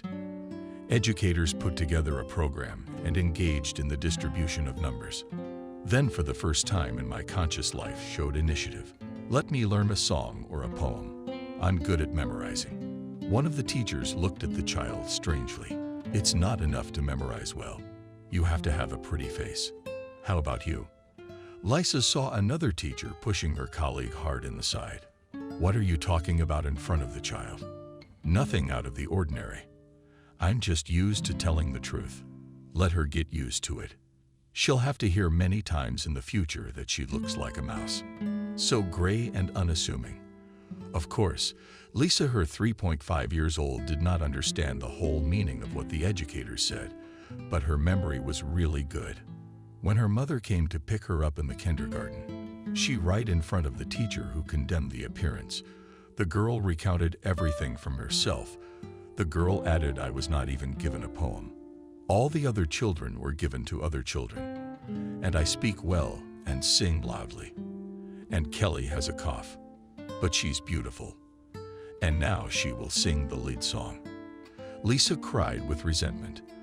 The teacher was ready to fall through the floor in shame. Miranda tried to speak calmly, though her voice trembled with indignation. What kind of castings are you doing here? Who allowed you to cripple the psyche of children? I won't let it go. I'll go to the education department tomorrow. Lisa and her mother were not present at the party. The teacher, who had distinguished herself by her unworthy behavior, didn't show up in their group anymore either. One could rejoice at the triumph of justice, but they still tried to hide behind the backs of their comrades. When it came to important events, she remembered the first day of school life. By this time, the girl has already internalized the rules of human society and did not seek to demonstrate her talents. She by habit dissolved into the crowd of peers, because in the general mass were not so noticeable her chicken ears and colorless eyebrows on her freckled face. The ceremonial ruler passed without a hitch, and she joined everyone in beating her hands joyfully. When a tall high school student carried on his shoulder a first grader who had a symbolic bell in the shape of a big bell in her hand. Of course, in her heart, Lisa envied this girl because she really wanted to be in her place. But she realized that with her unattractive appearance, it was impossible.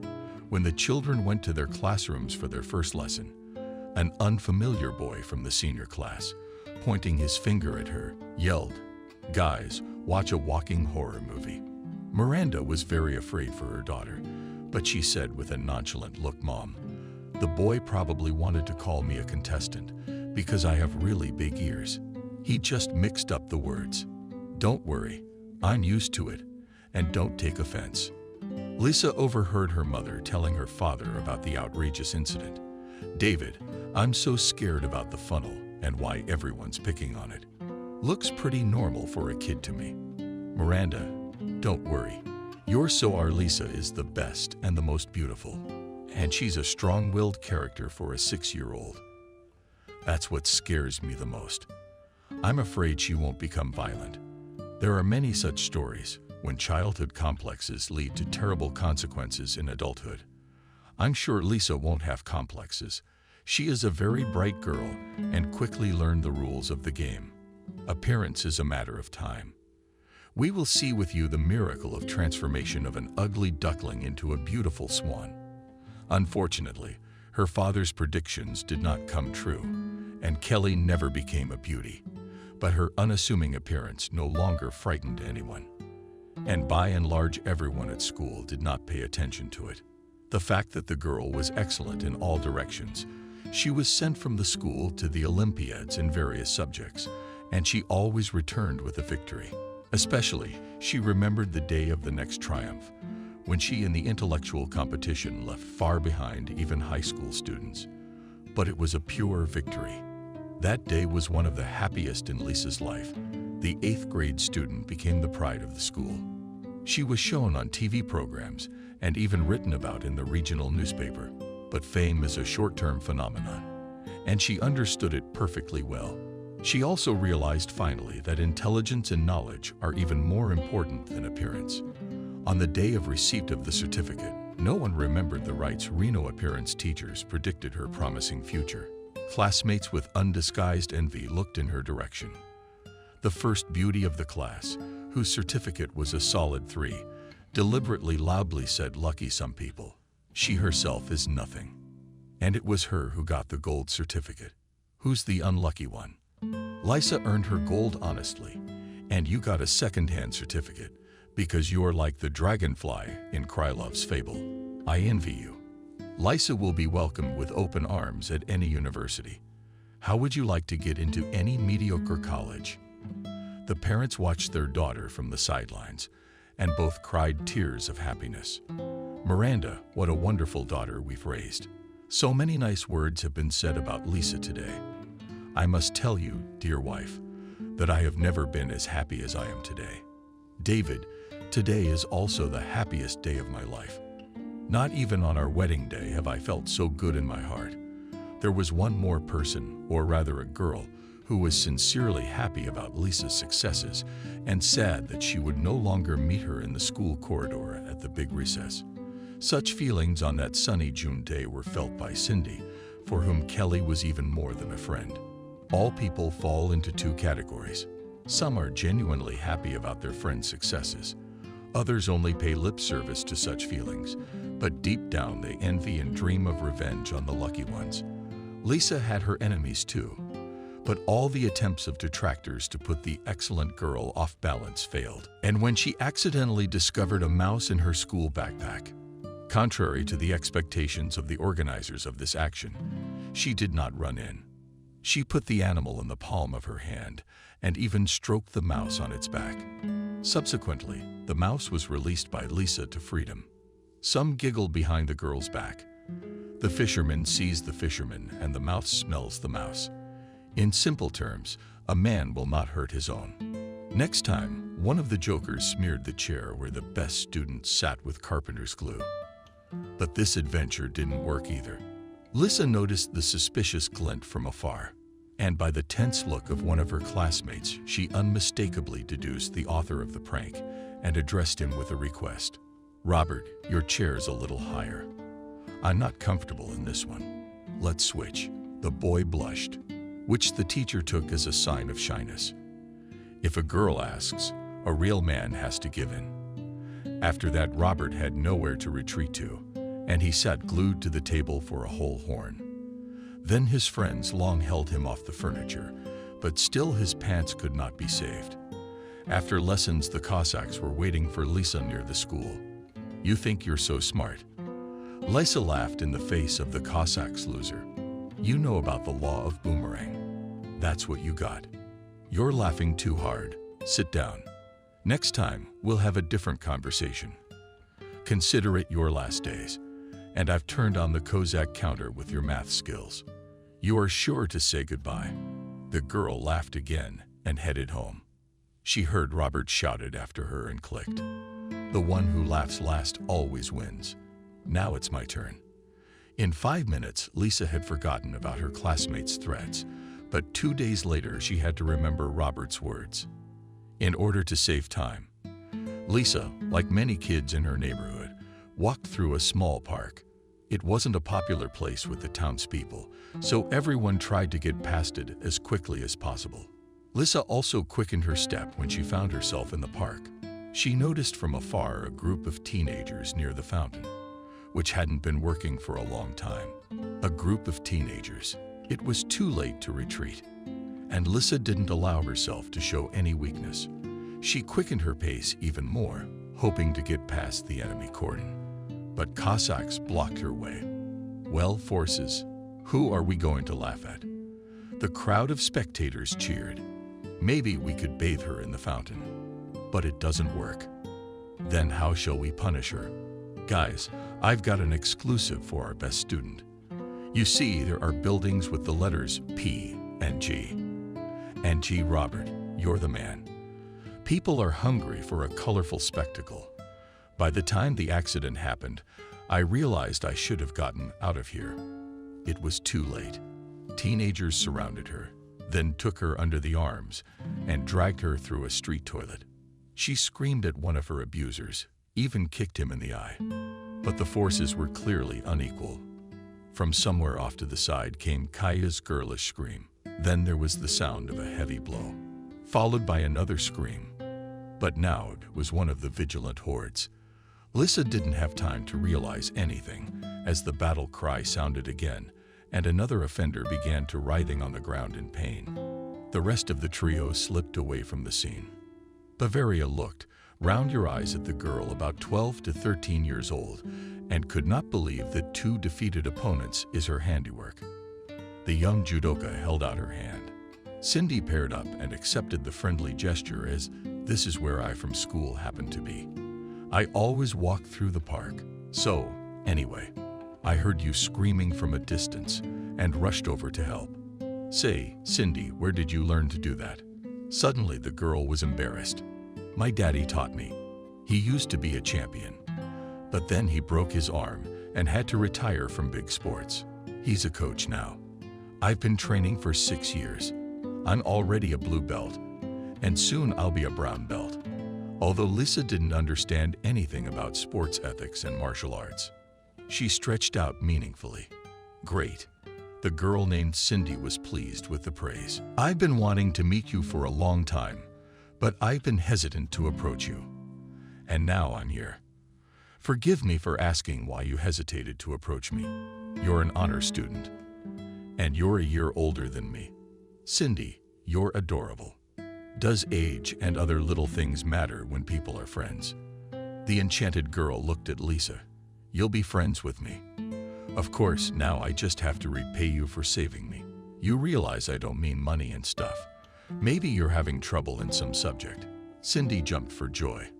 "I'm failing math. I can't get my head around cosine and minus."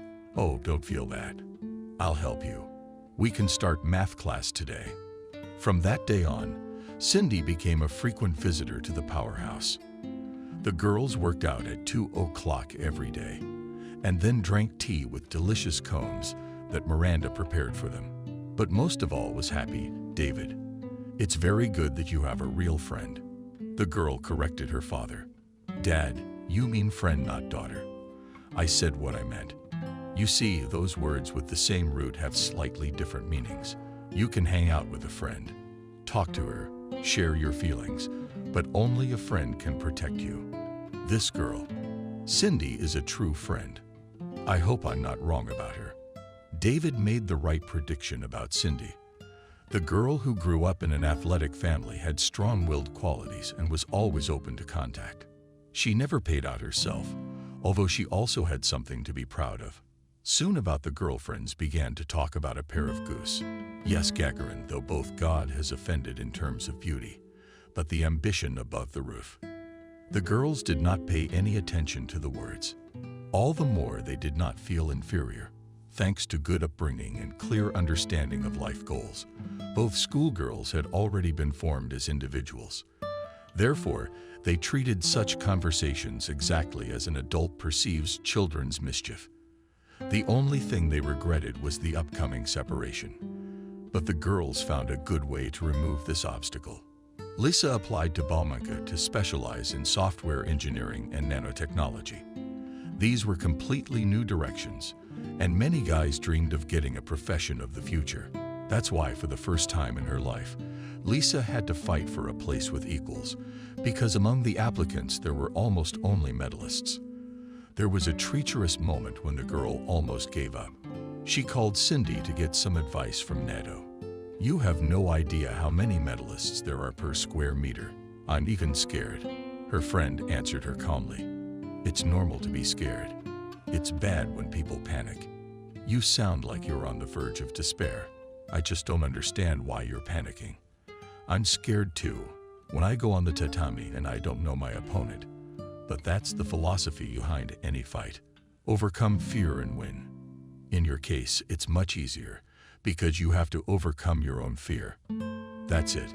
Lisa successfully passed the additional tests and was admitted to the faculty.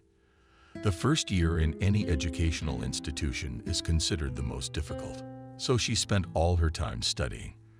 But the workload, as the student of a prestigious university liked to say, did not prevent her from talking to her friend once a week. During hour-long conversations on the phone, the girls told each other about the main events, shared their plans. In one of these sessions, Cindy joyfully told Lisa, "I decided to enter Sekhanov at the Faculty of Sports Psychology. So very soon we will be able to see each other in person." "That's great. But what about big sports? You dreamed of winning championships, right?" "Girl, you're the one who told me I had to be realistic about what I could do. So I did, and I realized that playing for school is one thing, but playing for the country is another responsibility. In short, I'm not up to the highest level, and the term of sports life is too short. So I decided to devote myself to another useful business. After all, to train future champions is also an honorable business." Although in the voice of Cindy slipped sad notes, it was clear that this was the girl's final decision. Lisa decided to cheer her up. "Perhaps it's true. You have to plan your life with an eye to the future. And I'm very happy for you."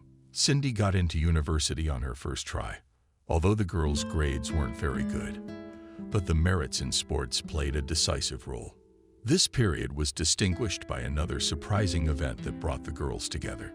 Between their parents, there was something very similar to friendship. After all, common concerns and experiences unite people, like many girls her age. Lisa also secretly dreamed of a big and beautiful love. In her school years, she read popular novels, in which there was more tragedy than happiness. Then for days, the girl walked under the impression of the book she had read. True, she did not share her experiences with anyone.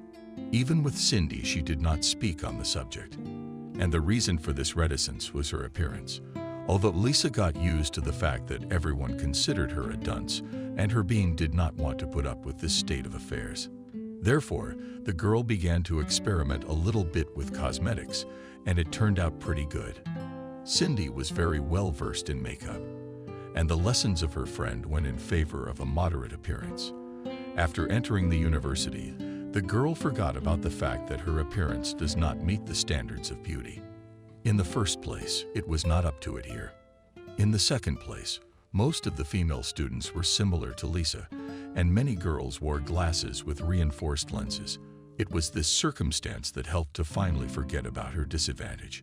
During one of the meetings with a friend, Kelly decided to touch on the taboo topic. "Cindy, you probably have a lot of suitors on the course. You're so fashionable, and you dress boldly." The friend looked at Lisa strangely. "Lisa, I'm surprised at your naivety. You're only a year older than me. At our age, a year doesn't matter." "That's true. But I didn't mention age by accident. Haven't you realized that life is basically a struggle for a place in the sun? It's a natural selection process set in motion by nature itself. You know very well from school biology that the strongest survive in this process. Otherwise, they just get crushed. In order to get to the finish line, you can use any means. That is why mimicry is widespread in living nature at all its levels, including human society. Lisa looked at her friend for a long time with wide-open eyes and could not come to herself from surprise. Was she really the stubby girl who was good at wrestling? No. Now she saw before her an educated, self-confident girl who could philosophize freely. "Cindy, I never cease to be amazed at you. Where did you get all this? You wouldn't believe it, but it's your school. I used to catch every word you said on the fly. And you've convinced me day in and day out that knowledge is the basis of everything. And of course, my future profession has a lot to live up to. Yeah, well, I'm in a good place when it comes to dates. Why did you ask me that? I don't know. No reason, I guess. I mean, at our age, you're supposed to have a boyfriend," Cindy remarked to Lisa with winning irritation. "I don't recognize you. Where's your old confidence and optimism? What's age got to do with it?" Lisa tried to control her excitement, but the excess of feelings and did not allow her to control herself. Cindy realized that without a good shake, she wouldn't say anything. She roused herself with a battle cry and playfully put her friend on her shoulder blades. "But honestly, it's funny to watch you stay like a gymnasium girl." She laughed, and the inner stiffness disappeared. "You picked up an unfortunate comparison, modern gymnasium girl, and anyone 100 points ahead will give. I just used to think that relations with the opposite sex are, to put it mildly, a closed topic for me. This is bullshit. You're the one who made the setting in your head. You just have to flip the switch and enjoy life. I knew from a series of unspoken phrases that you had something going on the personal front, and I wasn't wrong." Lisa exhaled with relief. I had hit the bullseye. Yes, I have a young man, but for lack of practical experience, I do not know how to behave with him. Like naturally, you don't have to come up with clever moves. If you really like a person, tell your secret hero. Do you like it? A sort of blissful smile appeared on the girl's face. "Cindy, I don't know exactly, but I think I do. He makes me feel at ease. We can talk about anything. And honestly, I don't want to leave him." That's a very good start. And that's how love most often starts. But you shouldn't lose your head. The warnings of a friend flew by and didn't settle in the mind of a woman in love at the Mariinsky. That she was in love with Sebastian was beyond any doubt. Their first meeting resembled a plot from the novels they had read earlier. The second-year student needed to prepare an essay urgently, so she went to the university library. Sebastian was already hard at work on a similar assignment at a neighboring desk. They had crossed paths in the confusing labyrinths of the university before, but they didn't know each other intimately. This time, when Lisa appeared, Sebastian greeted her with a gesture. She answered the guy with a nod of her head with her neatly styled hair in braids and pigtails. Engrossed in their work, the young people did not notice how it became completely dark outside the windows. The reading room was empty. The librarian asked them several times to leave the room, but they asked for another minute. Realizing that her entreaties had no effect on the fanatical students, the woman turned off the lights. It was unexpected. The young people were confused and tried to find a way out in the darkness. But in an unfamiliar room, obstacles in the form of chairs, tables, and other furniture were at every turn. Sebastian laughed. "And I now feel like a hero of a computer game to go to the next level, which there is a strict aunt waiting behind the door. You and I will have to hit a dozen bumps." Lisa was amused too. Their predicament is not easy. But if you and I don't make it in time, the scoreboard above the door will light up and we'll be stuck here forever. So we have to hurry before the nice lady locks the door. Give me your hand. With two of us, it'll be easier to get around all the obstacles, and we'll get an extra shot. The young man shook the girl's hand firmly and was the first to enter the path of the unknown. Immediately, the rumble of falling furniture was heard. Immediately, the light flashed, and in the doorway there was a formidable silhouette of the librarian. "What on earth are you stupids doing?" Sebastian nonchalantly answered the question with a question. "Why did you turn off the lights? You thought we might break arms and legs in the dark. How many times do I have to warn you? What could I do if you don't understand Russian words?" Lisa had no idea that a dialogue of just questions could be so interesting. In the end, the very unkind aunt promised to complain about them to the dean's office. Our university is for decent people. Such famous scientists have studied here. And you.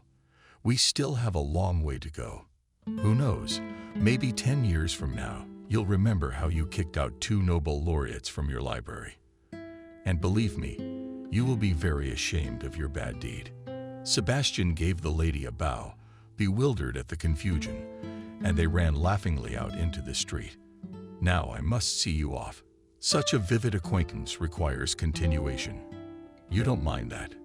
Excitement filled soul and body, and Lisa in a joking tone replied, if we all started the game together, then, logically, we should move to all subsequent levels together. You know, that's a very apt comparison. But still, I really want our relationship to grow into something more than a computer game. I mean, we're not painted people. We're real people. I'm not against this development either. But there is one thing. The young man looked at the girl with surprise. Let me guess. Are you married? No. Then you're an alien. And your space transportation is coming for you right now. Also no. Then I give up. We haven't even met for sure. But now we're gonna make up for it. Besides, I know your name is Lisa. And I'm Sebastian. Lisa laughed heartily at the jokes of the guy, and from this on her face, there was a blush in her eyes, daring and sparkling. The young man openly admired her. Lisa, if you only knew how beautiful you are. I have never met such a beautiful girl before. It was the first time Lisa had ever heard such words, and she felt dizzy with happiness. After only a few weeks, Kevin and Sebastian felt a strong attachment. The young man, in his usual joking manner, explained this phenomenon as follows. Lisa, you and I are lucky to have met each other so quickly. Have you heard the beautiful legend about the novelties? Of course I have. And you're saying we're part of the same whole. Do you think otherwise? It's just that we're not scattered around the world like the others, but we're dumped in one place. I guess it was the end of the day, and they had no other option. But that could happen if we don't take the chance the angels gave us. Sebastian, you're always talking in riddles. Isn't it enough that we meet every day? The girl felt the same loving gaze of the young man again. He gently drew her to him and kissed her. I don't want to date enough. I want more than that. I want to see you every minute, to feel your breath. Lisa was silent and anxiously awaited the continuation of this love song. But Sebastian concluded his confession succinctly. Let's get married. Sebastian. And school. And what will we tell our parents? Lisa, listen to me. You and I are adults, and we have to make our own decisions. Is a passport stamp a barrier to getting a diploma? Probably not. Exactly. And tell me, why should you and I be held to a standard? Don't you want to do something without being prompted to make important decisions yourself? Sebastian. I'd like to, but how would we live normally? Trust me, there are no problems that can't be solved. My parents got married when they were students, and then I came along a year later. But that didn't stop them from getting an education and successfully moving up the career ladder. Imagine how surprised everyone will be when they find out that you and I are already a family. Perhaps it was the desire to surprise everyone that drove the young people when they decided to get married in secret without saying a word to anyone. They applied. Spring came and the whole world was born in blooming outfits. The hearts of the two lovers were also filled with spring feeling. Only on the eve of the important event, Lisa told everything to Cindy. Her friend couldn't come to her senses for about 10 minutes. Lisa, have you gone mad? And how does it manifest itself? Well, for example, tell me, what are you going to go to the registry office in jeans and a t-shirt? And instead of a photo in your head will be adorned with a baseball cap with some stupid English inscription on it. The bride's confidence faded a little, but she didn't give up. You make it sound like I have nothing to wear. I have a decent, classic suit and a good pair of shoes. By the way, I came to you hoping to find support and help. Did you? And I owe you an emergency fix for your shortcomings. Tell me, What sins do you give your parents for? Don't you get it in your formula-filled head? What's the most important event in their lives? The wedding of their only daughter. I don't know how things are in Sebastian's family, of course, but I'm sure his folks would be shocked too. Clara realized that her friend was right. And what would you do if you were me? I'll never be in your shoes, because I'm not that frivolous, but I would advise you to reschedule. No, Cindy, they say it's bad luck. At Cindy's insistence, the newlyweds-to-be urgently called their parents to make sure the wedding ceremony was as good as the others. They had to use a rental service, but the parents of the bride and groom never fully came to their senses. They hardly understood what was going on. Therefore, all questions had to be settled by Cindy. When the perpetrators of the commotion and put their signatures in the registry office, David, not without irony, asked, "And where do our newlyweds plan to spend their honeymoon?" Lisa and Sebastian looked at each other in confusion, but the new husband was more resourceful. "We'll pass our exams and go on a construction crew." John liked his son's idea of family life. "When I was his age, I was just as bold and brash." By the way, not a bad option for newlyweds. It's all about romance, living in tents, mosquitoes, shared meals, and a lot of very hard work. The man turned to the bride's parents. "I'm the one who's teasing their offspring about me. I got married when I was a student." Christina, Sebastian's mom, contributed to the discussion of an important issue. "John, that was a very different time. And now, look at all the ugly things going on around here. Sometimes you don't want to look." Miranda was agreeing out of a sense of female solidarity, and only David remained silent. The newlyweds sat quietly, silent. The important event was celebrated in a small restaurant where there was no one else but the wedding party. Sebastian's mother continued to express her dissatisfaction with modern life, but she was clearly bringing the conversation to something more important. Finally, she easily pushed her husband away.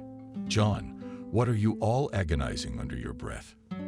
You're not going to let our children wander around in tents, being eaten by merciless mosquitoes." John glanced in the direction of the newlyweds. "Christina, a construction crew is great.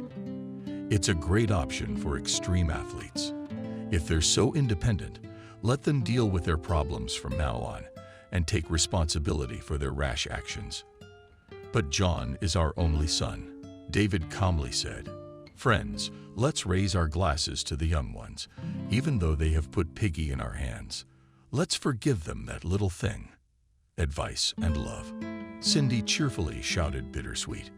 After the toasts in honor of the newlyweds, Kevin's father took the floor again. "My wife and I have decided to take care of their lodgings.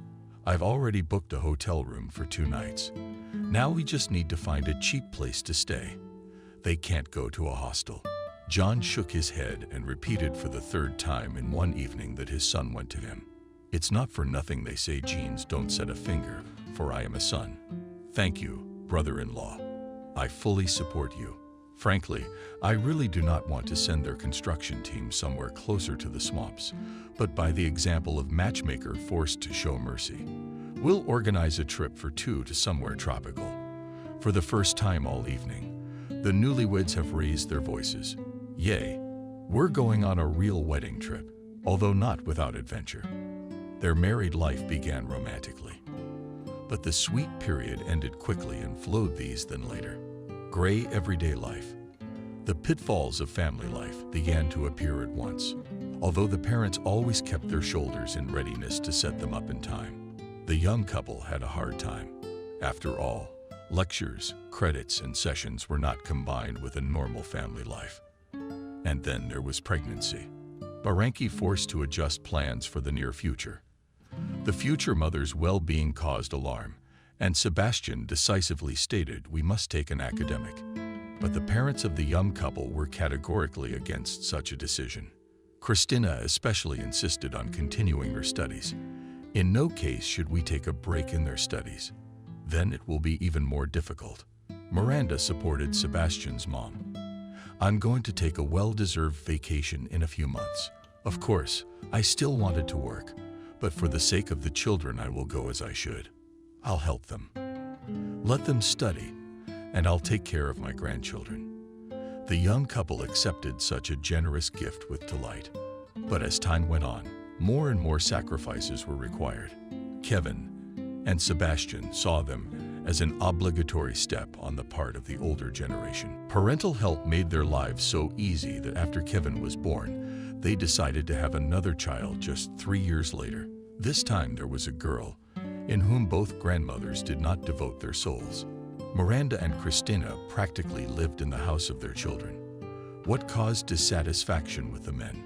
John was the most resentful. "Christina, how many times do you have to coddle them? Don't you think our children are sitting on our heads and feet shining?" The woman tried to resist, but it was obvious that for several years she was very tired. "John, I understand your outrage, but who's going to help them if not us? Sebastian is traveling alone with 2 kids and a job, so let her quit her job and take care of her family." "John, think about what you're saying. What are they gonna live on? You should have thought of that before.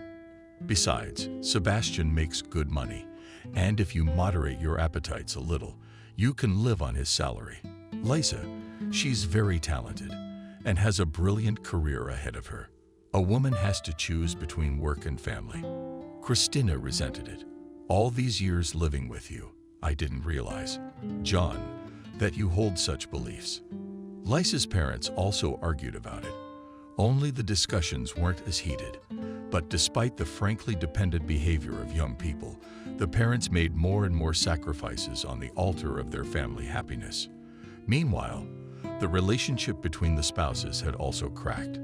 Sometimes Lisa did not recognize her husband. She could not understand where his cheerfulness and trademark jokes. More and more often the head of the family came home irritated and, not to spoil anyone's mood, locked himself in his office. The family has long since replaced the rented accommodation on their own house in the Moscow region. The purchase of real estate helped parents, although from the outside everything looked prosperous. But intuition told Lisa that the family structure of her happiness is not strong, and it is about to collapse. And soon the woman received confirmation that her premonitions did not fail her.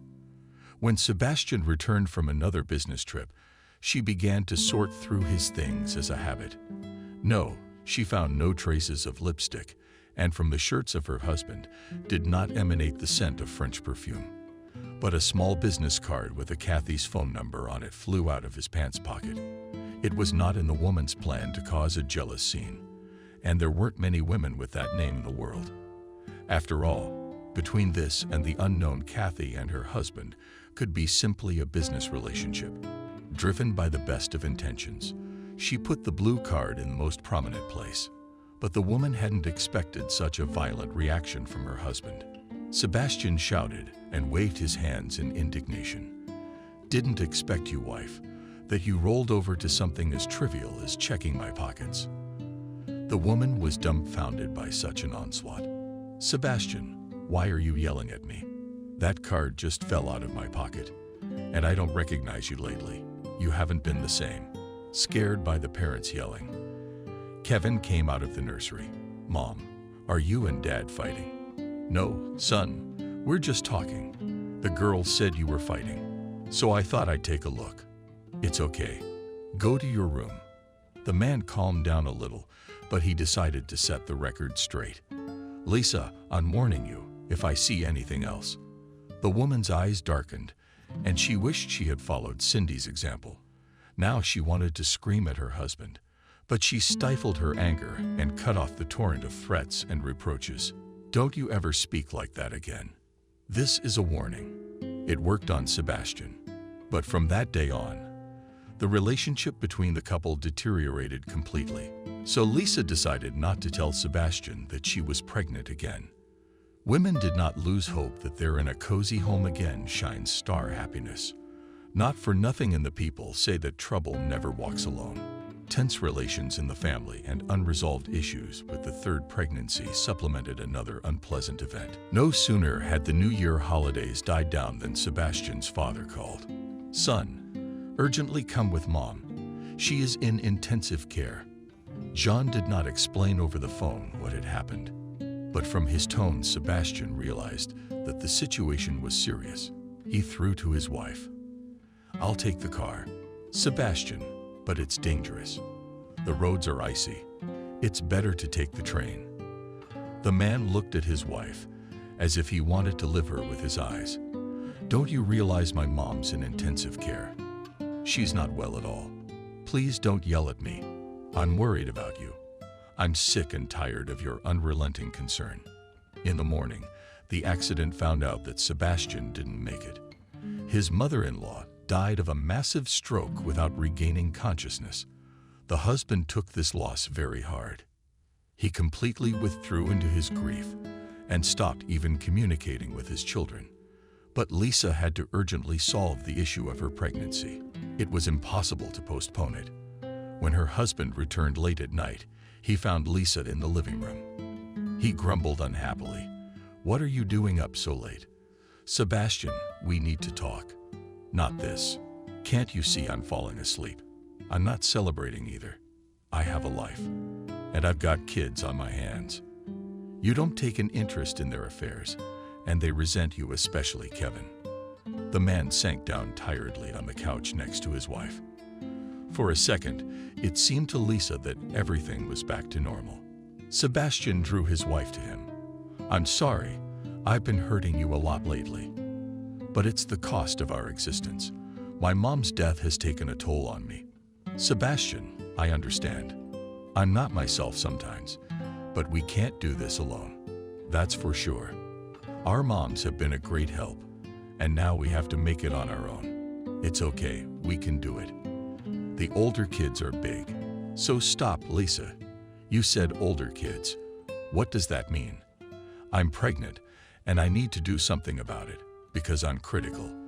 The woman didn't expect the news to send her husband into a frenzy. "It amazes me that you're a grown woman, and sometimes you act like a 5-year-old child.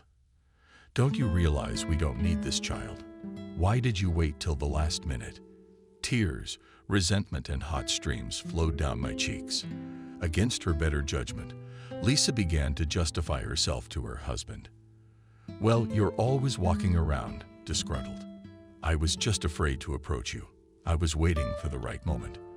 Then disaster struck, and one thing led to another." Sebastian pointed to his wife's stomach. "That's where the real disaster is. You shouldn't have let this pregnancy happen. But let me tell you, I wasn't the only one involved. I get the feeling sometimes that you do things on purpose to spite me." "Sebastian, how can you say that? It's our child together, and it's certainly not his fault. I'm not going to argue with you about this, but my decision is clear. You need to get rid of this pregnancy. We've had enough of 2 children." The next day, Lisa was in for another blow. She went to the clinic, and after a checkup, the doctor said, "Sweetheart, you're too late. Your due date is a good 14 weeks, and you'll soon feel the stirrings. So you're gonna have to have this baby." "Well, my husband doesn't want to. I can't help it. What are you so afraid of? I can see from your story that you're not poor. Does another baby really burden you? Children are our joys. They are our continuity." After her doctor's appointment, Lisa decided to visit Cindy. She lived across town with her husband and her son Ivan, who was a year younger than Kevin. When she saw Lisa, she was overjoyed. "Oh, how many years, how many winters. What wind brought you here? I heard you had an accident. I'm sorry for your loss." All these obligatory Cindy phrases I said at once. Only then did she invite her friend into the house. "Tell me what you've come to tell me." "I'm having another baby." "Well, that's great. You're tearing up." Sebastian is totally against it. He ordered me to get rid of this pregnancy. Life changes people beyond recognition. I mean, not so long ago, you were such a nice young man, a real role model. I watched your touching relationship and dreamed of such love. Clara shared my worries with my friend, and at the same time paid on her shoulder. "Thank you, Cindy." "For what?" "For what you are." "Oh, come on. You don't have to worry too much about men. They're all like that, and you can't change it. You just have to know how to turn the situation in your favor. I don't know what you're trying to say.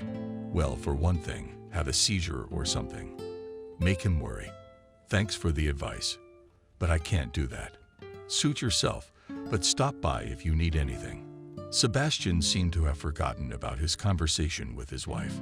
He would leave again for business trips and then return, always in a bad mood. Bavaria tried to keep her balance for the sake of the children's peace of mind. The woman diligently threw wood into the almost dead fire of family happiness. But the fire did not want to ignite. 2 months passed and the growing belly became visible even under loose clothes. Once at dinner, my husband said with apparent calmness, "You still did your own thing." Sebastian, it was too late. No one wanted to do the operation. Isn't there any other way? Herbs and pills. Lisa was horrified. You're an educated man, and you're offering me medieval methods to get rid of your own child. If anything happens to me, have you thought of Kevin? The man was embarrassed. He realized he'd said something unnecessary. I'm sorry, I really did say something mean without thinking. Things calmed down for a while. In the summer, she gave birth to another baby boy in a bar, and Sebastian was even happy about his wife's gift. It's a coincidence that father and son have the same birthday. Christopher will grow up. We'll celebrate together. By the time he grows up, you'll be a grand old man. That's the wrong answer. I'm only 33 now. That's the age of Christ, which is symbolic in itself. They sell hard liquor in the store at 18, and the fact that doing some simple math, you're 51 years old, and that's the best age for a man. For the second time in the years of marriage, Lisa observed a miraculous transformation, always nagging, whose husband that former Sebastian, with whom she was easy and cozy. With all her strength, women tried to keep this fragile happiness. After work, Sebastian spent the whole evening with little Christopher. He played with him and rejoiced at his son's successes. Kevin also took an active part in the upbringing of the youngest member of the family. But this family idyll did not last long. Soon Sebastian started coming home at night again. One day he disappeared for 2 days.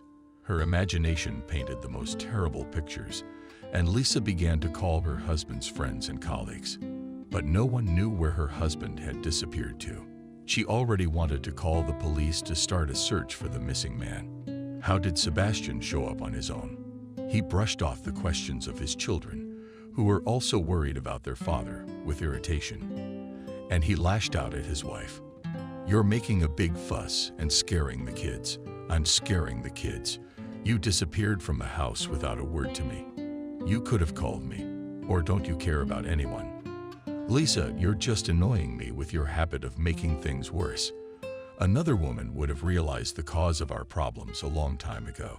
You're in naive ignorance, or pretending not to understand because it's more convenient. I'm sorry, what am I supposed to understand? Well, I'll tell you, but no offense. I'm sick of this gray existence. Look at yourself in the mirror. Haven't you ever been told you look like a gray mouse? You're not even trying to change. I'm sick of mediocrity. I want bright colors and bright feelings. She looked at Sebastian and couldn't believe it was him, her beloved husband, saying such hurtful words. Sebastian, come to your senses. What are you talking about?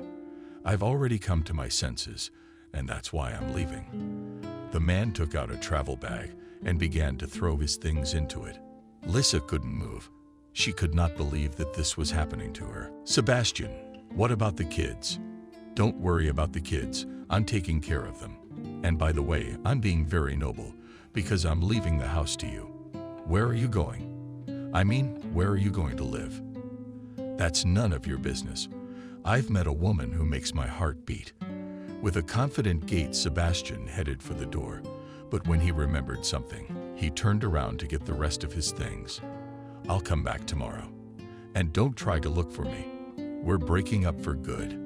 It's best for everyone. The door slammed. A minute later, there was a mighty roar of the engine, and the black SUV disappeared into the darkness of the winter night. Mommy, Daddy left us. The daughter looked at her mother, fear in her eyes.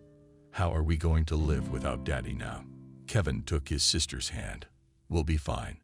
There are still real men in the house. Mom, if he comes, I won't let him in." Lisa, still hoping for the best, tried to soften the drama of the situation. "Son, you can't talk about Dad like that. He's not a father. He's a traitor." It was only a few days later that Lisa fully realized the extent of her personal catastrophe. Everything was falling out of her hands, and the children demanded a mother's care and attention. 1.5-year-old Christopher was particularly vulnerable, so Lisa was left with nothing else to do. "How do I call Cindy?" She rushed over. "You meet the rescue team. We'll stay with you for a couple days until things settle down. Have you called your parents?"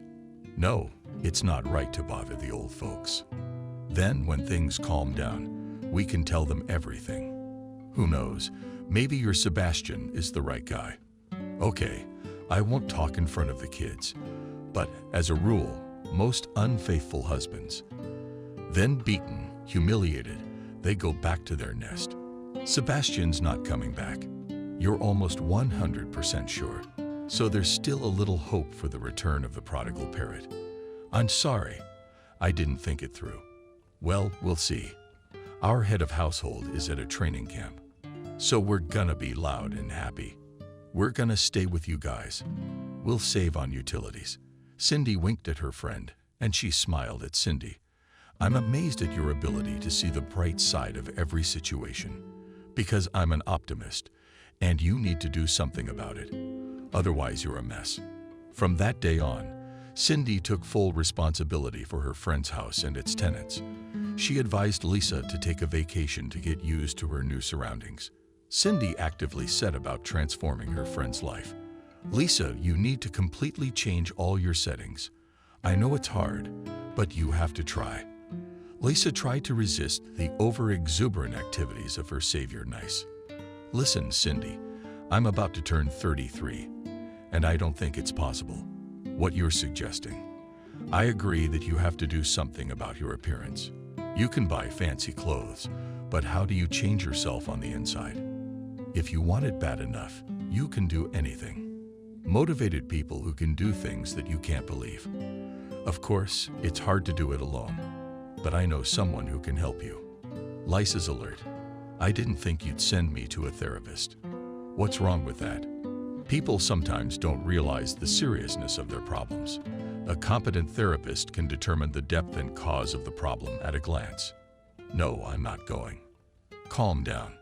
I have a friend of mine. We studied together. He specializes in women's problems. But if you don't want to go, then I'll leave you alone. But I'd like you to do it. Trust me, you'll thank me later. And I have to think about it. So you can ride your mind-blowing car and think, and we'll cook dinner for the starving elves." Kathy enthusiastically bounced Cindy and me around, having so much fun. "What are elves?" "They are very small people, but they can do all sorts of wonderful things. They can even turn people into bugs. Well, they can only do that to a bad person." And with Aunt Betty, the women looked at each other. "Who's that?" Kathy looked at her mother and her friend as if they were bugs. "Like you don't know. Aunt Betty is Daddy's girlfriend. I saw her when Daddy and I went to the store to get food for Christopher. She had black hair, but I didn't like her." Cindy was interested in Kathy's story. "Why is she mean?" "No, she's faking it, telling me how cute she is, but her eyes are evil. My mom is 1,000 times prettier." Lisa's daughter's compliment made Lisa's heart feel better. "Okay, Cindy, I don't want to hear any more about doctor's aunts. I'm going to take your advice and go for a little breeze." Over 2 o'clock, Lisa circled the town. She sang songs, talked to her husband, who treated her for some Aunt Betty with black hair. And all the resentment of a silent night, she came home. The children were already asleep, and only Cindy was waiting for her in the kitchen. "Well, blowing off steam. Thanks for the advice. I'm feeling remarkably light right now. I'm going to take your option. I really need to change my life completely. The trouble is, the grayness has gotten into me and won't let me change." Lisa had never been so worried. She was waiting for her turn in a soft chair, more like a big ball, with the same soft, dim light pouring down on her from above. The atmosphere was very comfortable and the tension disappeared, but the door opened. A tall man in an expensive suit, the color of wet asphalt, invited her in. "Come in, please. Your friend and I are longtime buddies, and Cindy filled me in a bit on your history." Lisa nodded and felt a treacherous shiver run through her body. The man sat down across from her so that his brown eyes took in the full spectrum of the view. "Don't be afraid. I'm not a real doctor." "Who is?" "Simply put, I'm a problem specialist. I know where they hide and how to deal with them. That's all. Isn't that enough? See, you've even stopped shaking. That's a good thing, so we can communicate more easily. Lisa, I should introduce myself, Charles. Nice to meet you. Nice to meet you. I love the company of women in general. But it's not because I'm a sucker or a slacker. It's just that there really is a mystery in every woman. Sometimes she's the cause of serious problems, and you know how to solve them. Do you always succeed? I'm not gonna lie to you. Not always, but a lot depends on trust. If a client trusts me as a specialist, a positive result is usually guaranteed. And how long will the treatment last? And how much will it cost me? Lisa, this is not a treatment in the direct sense of the term. I have been dealing with the problems of modern women for a long time, and I have my own system of solutions. No medications, all surgeries and other types of influence will not threaten you either. Then what is the point? You and I will try to find the key to your personal mystery, which is hiding inside. Although she didn't fully understand what Charles was saying, she was intrigued by his proposal. "I agree, and I'll do whatever you say." "That's fine. Then from tomorrow, you start keeping a diary. Buy a general school notebook in the Department of Goods and write in it all your thoughts, fears, worries. Be sure to record events in the house family and at work.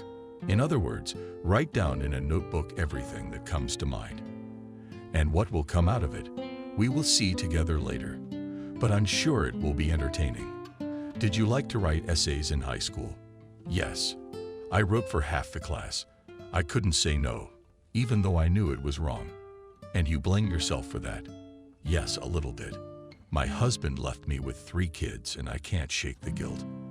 I'll definitely help you. But first, you have to get creative."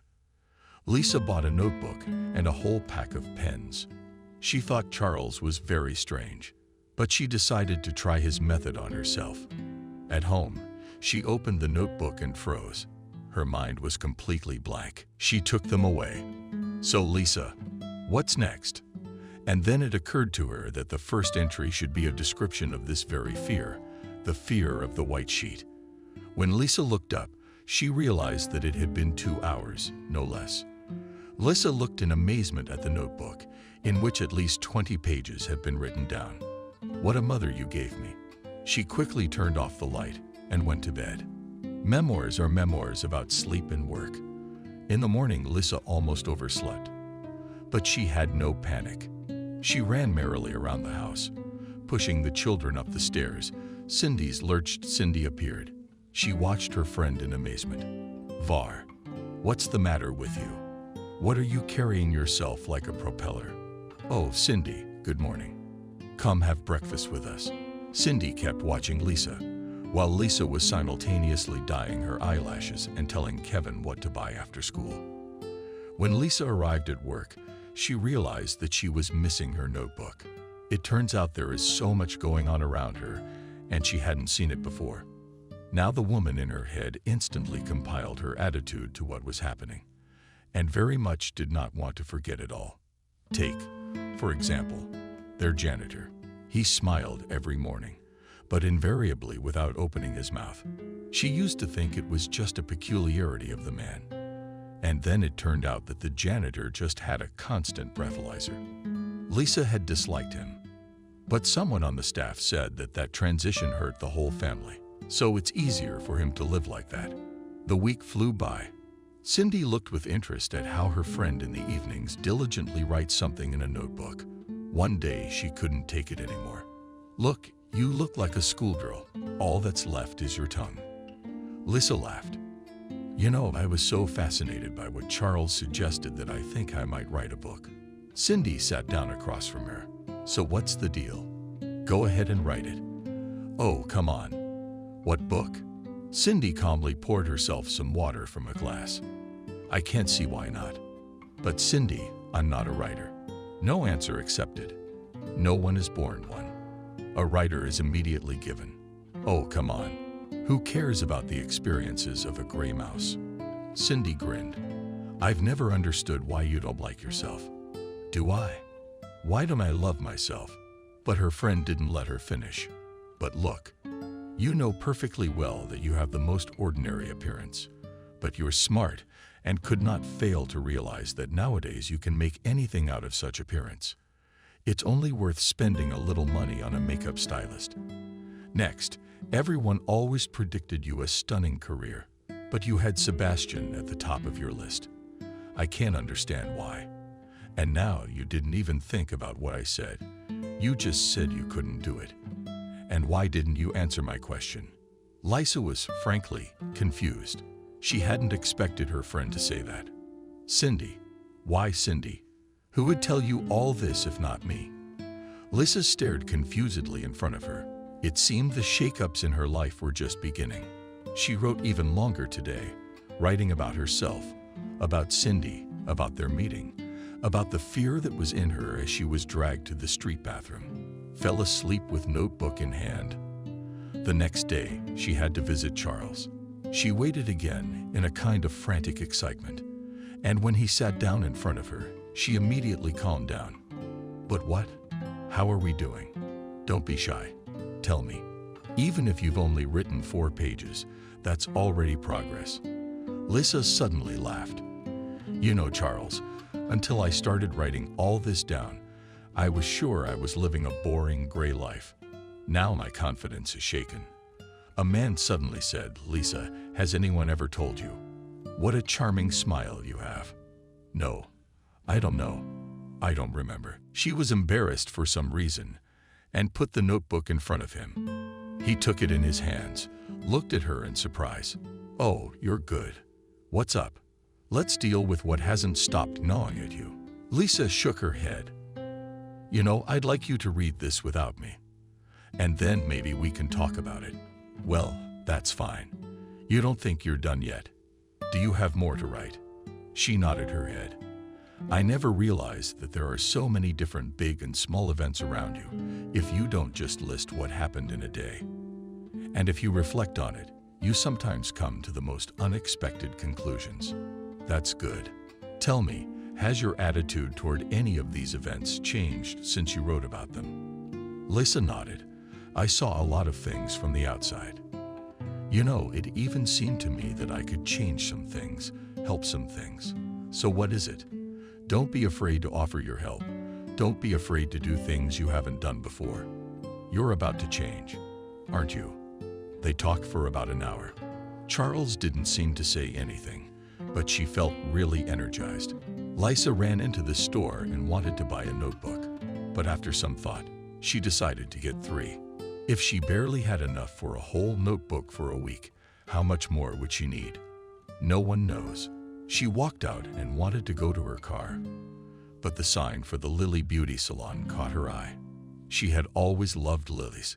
Lisa hesitated. She always went to the same hairdresser, the same manicurist. Then she walked resolutely to the car, put the notebooks on the seat, and closed the car. Hello. Come in, please.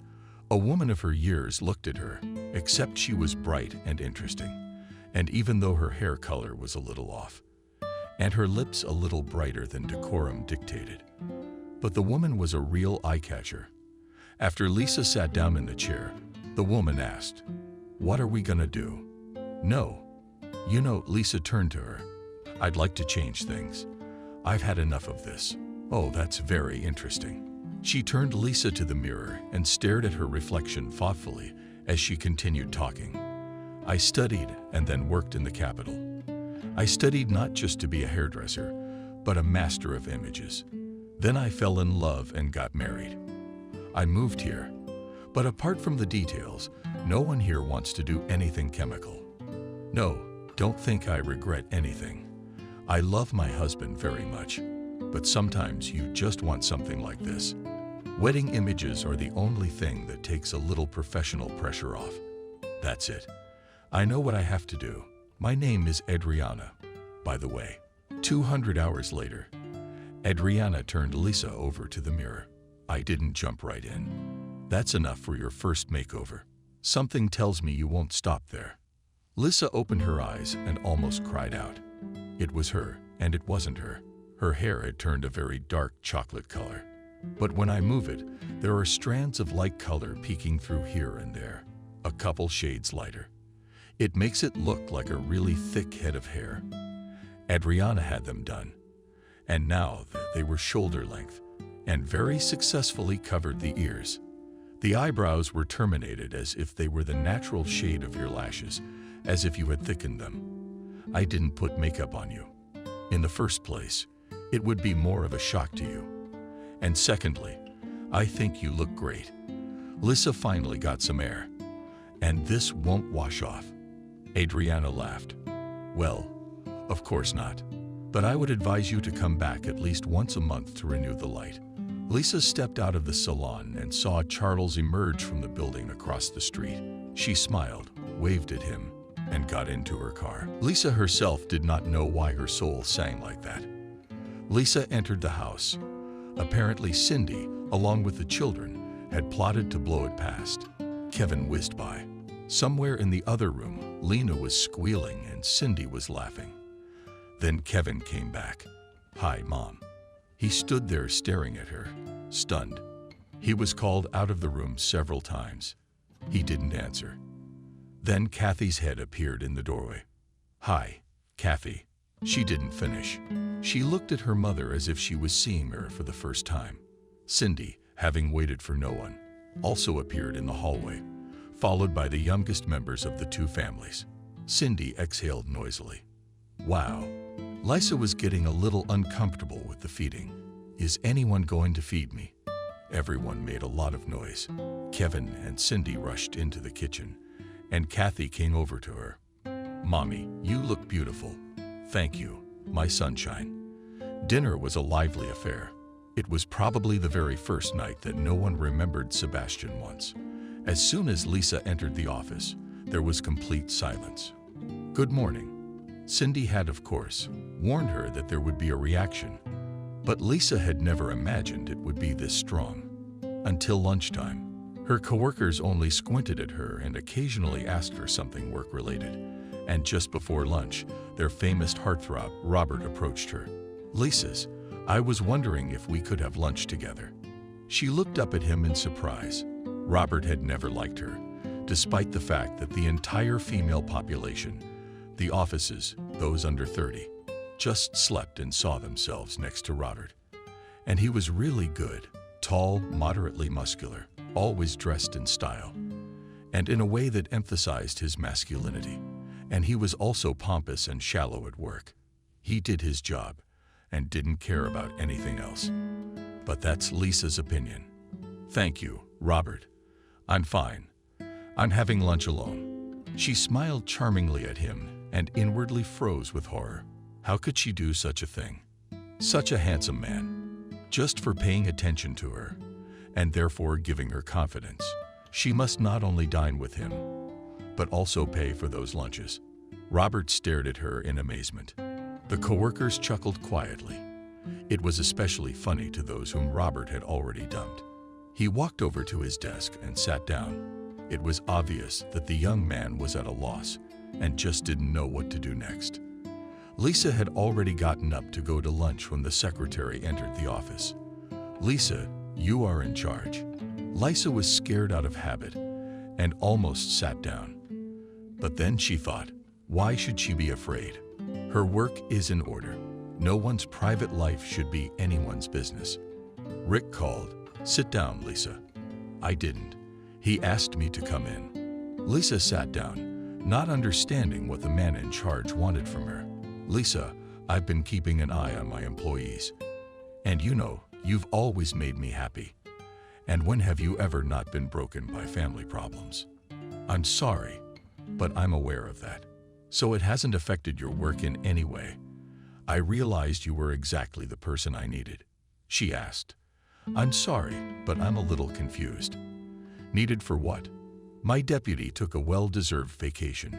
I can't do it alone, of course. No one wants to live on the job, and you have all the prerequisites to take this position. Lisa was a little taken aback. Just like that, to be deputy director. At least she had the education to do it. But for some reason, she hadn't even thought that she could really make a career out of it before. Now it's right in front of her. Grab it and enjoy it. She refused. Rick, I really appreciate the offer, and I know I can do it. But in case you haven't forgotten, I have 3 children. To give you an answer so I don't let you down in the future, I need to talk to my parents. You realize if they can't take on at least a junior, I can't take you up on your offer. That's what I like about you. You're sensible and sober, and that's worth a lot. And I'm letting you go home tonight. Work out your problems. Talk to your parents. I'll see you tomorrow with an answer. Lisa caught Cindy packing. Where are you going? Var, I'm sorry. My husband's coming back. I'll visit you often, but you know he won't understand my absence. What's wrong with you? You're all disheveled. Yeah, I came in early. Lisa told me about the boss's offer. Cindy reached out. What can I say? Girl, I believe in you. I'm sure everything's gonna be okay now. The only thing left to do is to believe in yourself. Lisa looked up at her friend. I do. I almost do. They hugged goodbye. The most important thing is that you go like this. Don't give yourself time to beat yourself up and dig into yourself, Lisa laughed. So how are you doing with your friend Charles? Cindy gave her a sly look. Speaking of which, why did he call me and ask me a bunch of stupid questions that were all about you? Lisa was confused. Maybe what she wrote is the ramblings of a deranged person, and he wants to make sure so he can send her on to treatment. I ran away, my friend. In the evening, the children gathered in the kitchen. Mom, what's the occasion? Yeah, Grandma and Grandpa are coming over. Kevin looked at Kathy, then at Mom. But they don't know about Dad. They'll find out. Are you guys gonna help me or not? We're all going together. They had just had time to set the table when the doorbell rang. Miranda immediately began to reread it. Jesus, it's only been a little while, and you were waving like that. And Daddy looked at Lisa. Daughter, I can't even recognize you. What's the matter with you? A new life. He chuckled and walked into the room. Oh, we're getting a royal welcome today. Miranda turned to Lisa with her daughter. We forgot something. The woman was frantically going over birthdays and other dates in her head. Mommy, come in. You haven't forgotten anything. Everyone sat down at the table. The youngest, as usual, climbed into grandfather's lap, smiled. What about champagne? David looked at his daughter more carefully. I know you too well. Tell me what happened. But Miranda intervened. Where's Sebastian? He hasn't been home lately. That's no way for a father of 3 to behave. Kathy started crying. Kevin took his mother's hand. Lisa stroked his head. Thank you. It's okay. Mom, Dad Sebastian left us. David quacked. Even slammed his fist down on the table like he killed a cockroach. Miranda clutched at her heart. Mom, it's okay. We're getting used to living without him. I've gathered you for an entirely different reason. The woman looked at her daughter in amazement. How can you say that? You have to bring your husband back into the family. David wrinkled his nose, but didn't interrupt his wife. Mom, I'm not going to bring anyone back. It was his wish. He's happily living with some new woman. I filed for a divorce today, but I need your help. Daughter, you know that. I was offered a new position today. She said Daddy was admiring her. He said his daughter would show everyone. And gray mice are capable of something, especially since she looks different today. She doesn't look like a gray mouse at all. Her parents offered to move in with her for the cold season. The kids need to cook. And it's getting dark early. Mom, Dad, I never dreamed you'd help me so much. The next visit to Charles was on a weekend. Clara looked at the two scribbled notebooks with a smile. Charles was right. As soon as she wrote her problem, her fear, on a blank sheet of paper, it didn't seem so big. Charles didn't have to wait this time. He was waiting for her in his office. "Lisa, I have a suggestion. Let's talk somewhere else today." She froze. "I can see how scared you are." "What is it?" And she laughed out of the blue. "It's my surprise. It's my pleasure." They were sitting in a cafe overlooking the park. Autumn is a beautiful couple. Charles looked at her. "You've changed a lot. And not just in appearance. You know, I even regret resisting Cindy." The man smiled. "Cindy, you can't resist. You must realize that. Sooner or later we were destined to meet. Tell me, I've read your diary. Is it true she saved you like that?" "Yes, I myself still remember her screams and her enemies lying there. Of course, it's impossible to describe in words." No, you're wrong about that. You write in such vivid language. It's as if I imagined myself there. I even had an itch to break up the whole bunch of assholes. No way. I didn't even realize I'd written it, to be honest. I wasn't thinking on purpose. Lisa, I was wondering if I could show your diary to someone. He's some kind of rich philanthropist, writer, hermit. I can think of a lot of other epithets for him. I promise, if you don't want to, we'll stop anytime. Stop that. You know, your notes would make a very good book, a guide to action for women who've lost themselves, written in artistic, very clear language. But I am a person far from all this. That's why I would like to show your writings to the pros. Lisa was expecting anything but this. Oh, Cindy, didn't she put the idea in Charles' head? It doesn't look like much, though. It's good to change, so change everything. Let's give it a try. This is great. That's just great. Lisa, let's use the first name, and we should drink champagne for that. After the cafe, they took a long walk. Charles told how little always stood up for justice, got for it in kindergarten, at school, and at home. Lisa laughed. Did they teach you to be fair? No, on the contrary. I guess I don't have a good temper. They tell me. And I'm still, I think, razor sharp. Say, "Lisa, could we go to the movies or the theater with you?" It's so hard to meet a woman who's interesting to talk to. I've had a lot of women come to see me. But frankly, I think of them all as patients. I can't think of you. I've never been to the movies. Clara wondered. When had she ever been to the movies? Probably when she and Sebastian didn't even have Kevin yet. I haven't been to a movie in a long time. It's beautiful. No, not that you haven't been to a movie in a long time. It's that I'd love to take you. One evening, Miranda asked Lisa if Sebastian had called. Lisa turned to her in surprise. No, why would he call? Well, anyway, I met him by chance yesterday at the mall. He was with his girlfriend, but there was nowhere to hide, so he had to say hello. So it's his what? No, you know, I felt sorry for him. No, I don't mean that. I don't mean that. He was confused, scared. Lisa was about to answer, but then she didn't. She knew perfectly well that her mother was worried about her. That's what a mother is. Charles had disappeared. I don't know where. After that trip to the movies, he brought her home and kissed her. She responded with such fervor that there was no way they could break up. Apparently, the man is all the same smart, weighed all the pros and cons, decided that 3 children for him too much jam, blamed him. She was sure it wasn't because she was a gray mouse. The doorbell rang. The mother looked up. Who is it so late? Lisa went to open it. But as soon as she opened the door, she was surrounded. So she was frightened. Lisa, he takes over everything, and the proofreading and the publishing. He's sure it's going to be a real bestseller. Charles, put me down immediately. Charles set it down on the floor and looked at the household, who were speaking of the commotion with embarrassment. David looked at Charles. I understand we need to set the table for tea.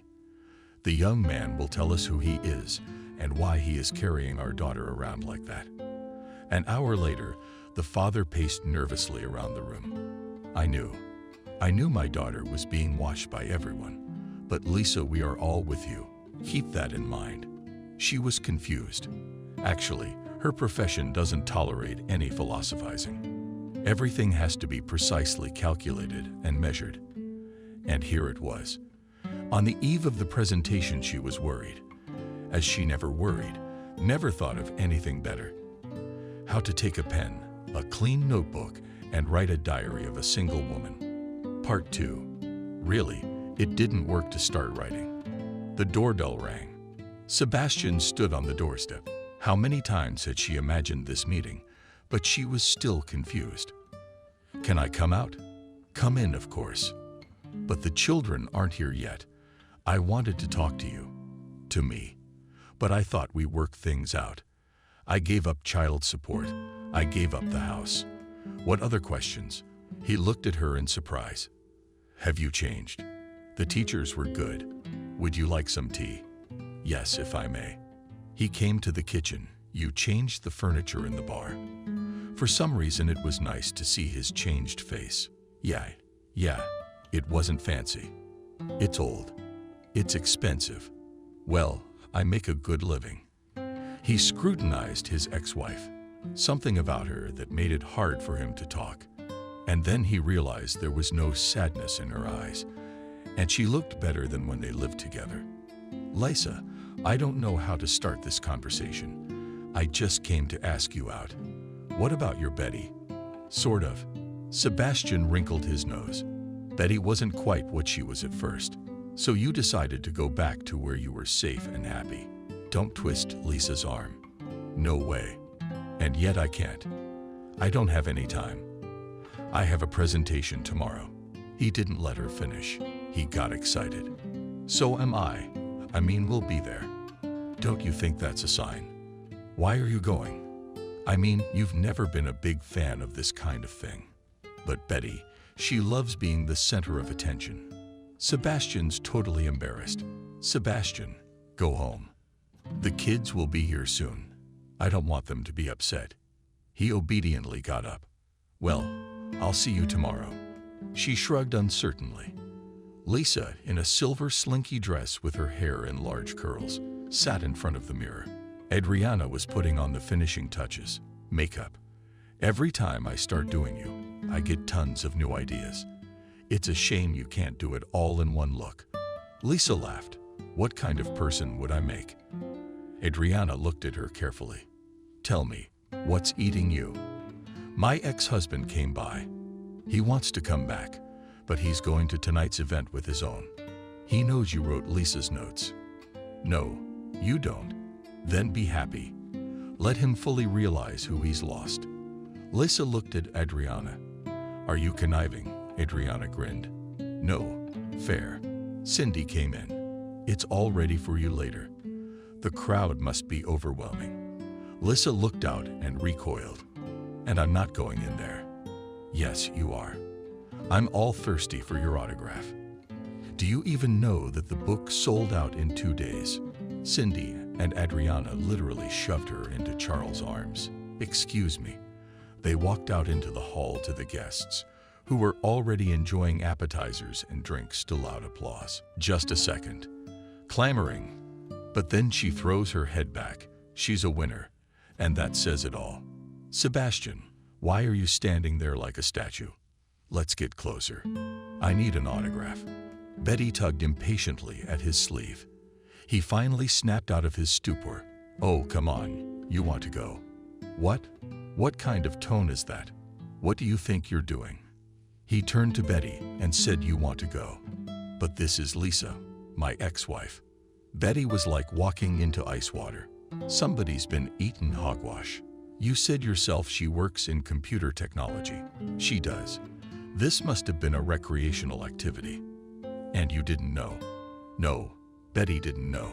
To bickering. They didn't notice Charles approaching them. Lisa was immediately followed by her parent Cindy.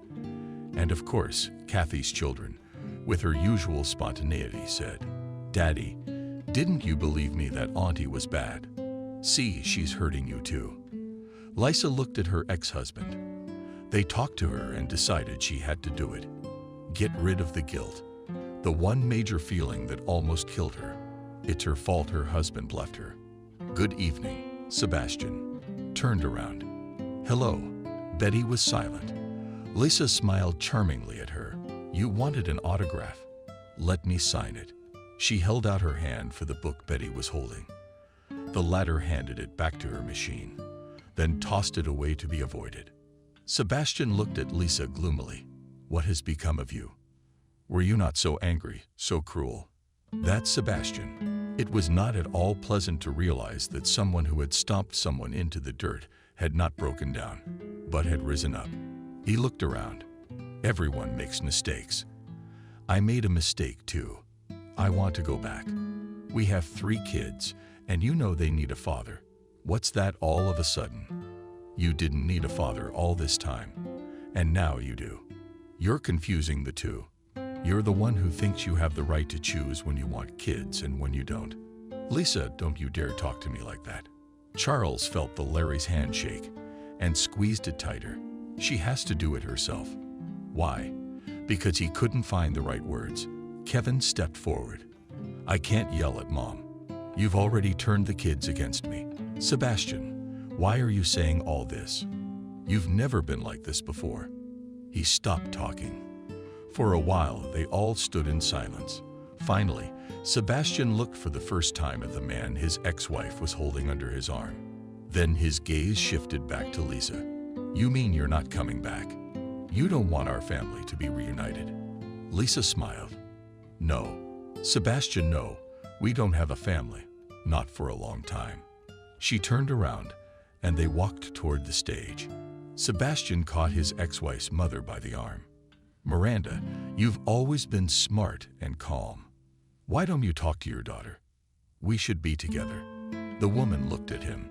No, Sebastian, it's too late. And you know, I'm glad you're divorced. That shook Lisa up. Charles literally made her believe in herself. I'm much more comfortable with Charles as a son-in-law. They're what? She's what? Yes, Sebastian, Lisa is getting married. And I'm sure that husband will never say that she is a gray mouse who is nothing. Miranda slowly walked down the hall. Sebastian watched her silently, and just yesterday, he was sure that he would be welcomed with open arms, that he would be put in the most comfortable chair and loved even more. But it all went wrong. He turned around and rushed out of the auditorium. Now he had to make peace with Betty. He can't go live with his father. He doesn't want to talk to him anyway. After Sebastian dumped Lisa. And if he finds out what happened, he won't think he's his son at all. Sebastian breathed in the cold air. An advertisement caught his eye. They were recruiting specialists for a new testing plant in Siberia. He grinned, ripped off his license plate, shoved his hands deep in his pockets, and strode down the street.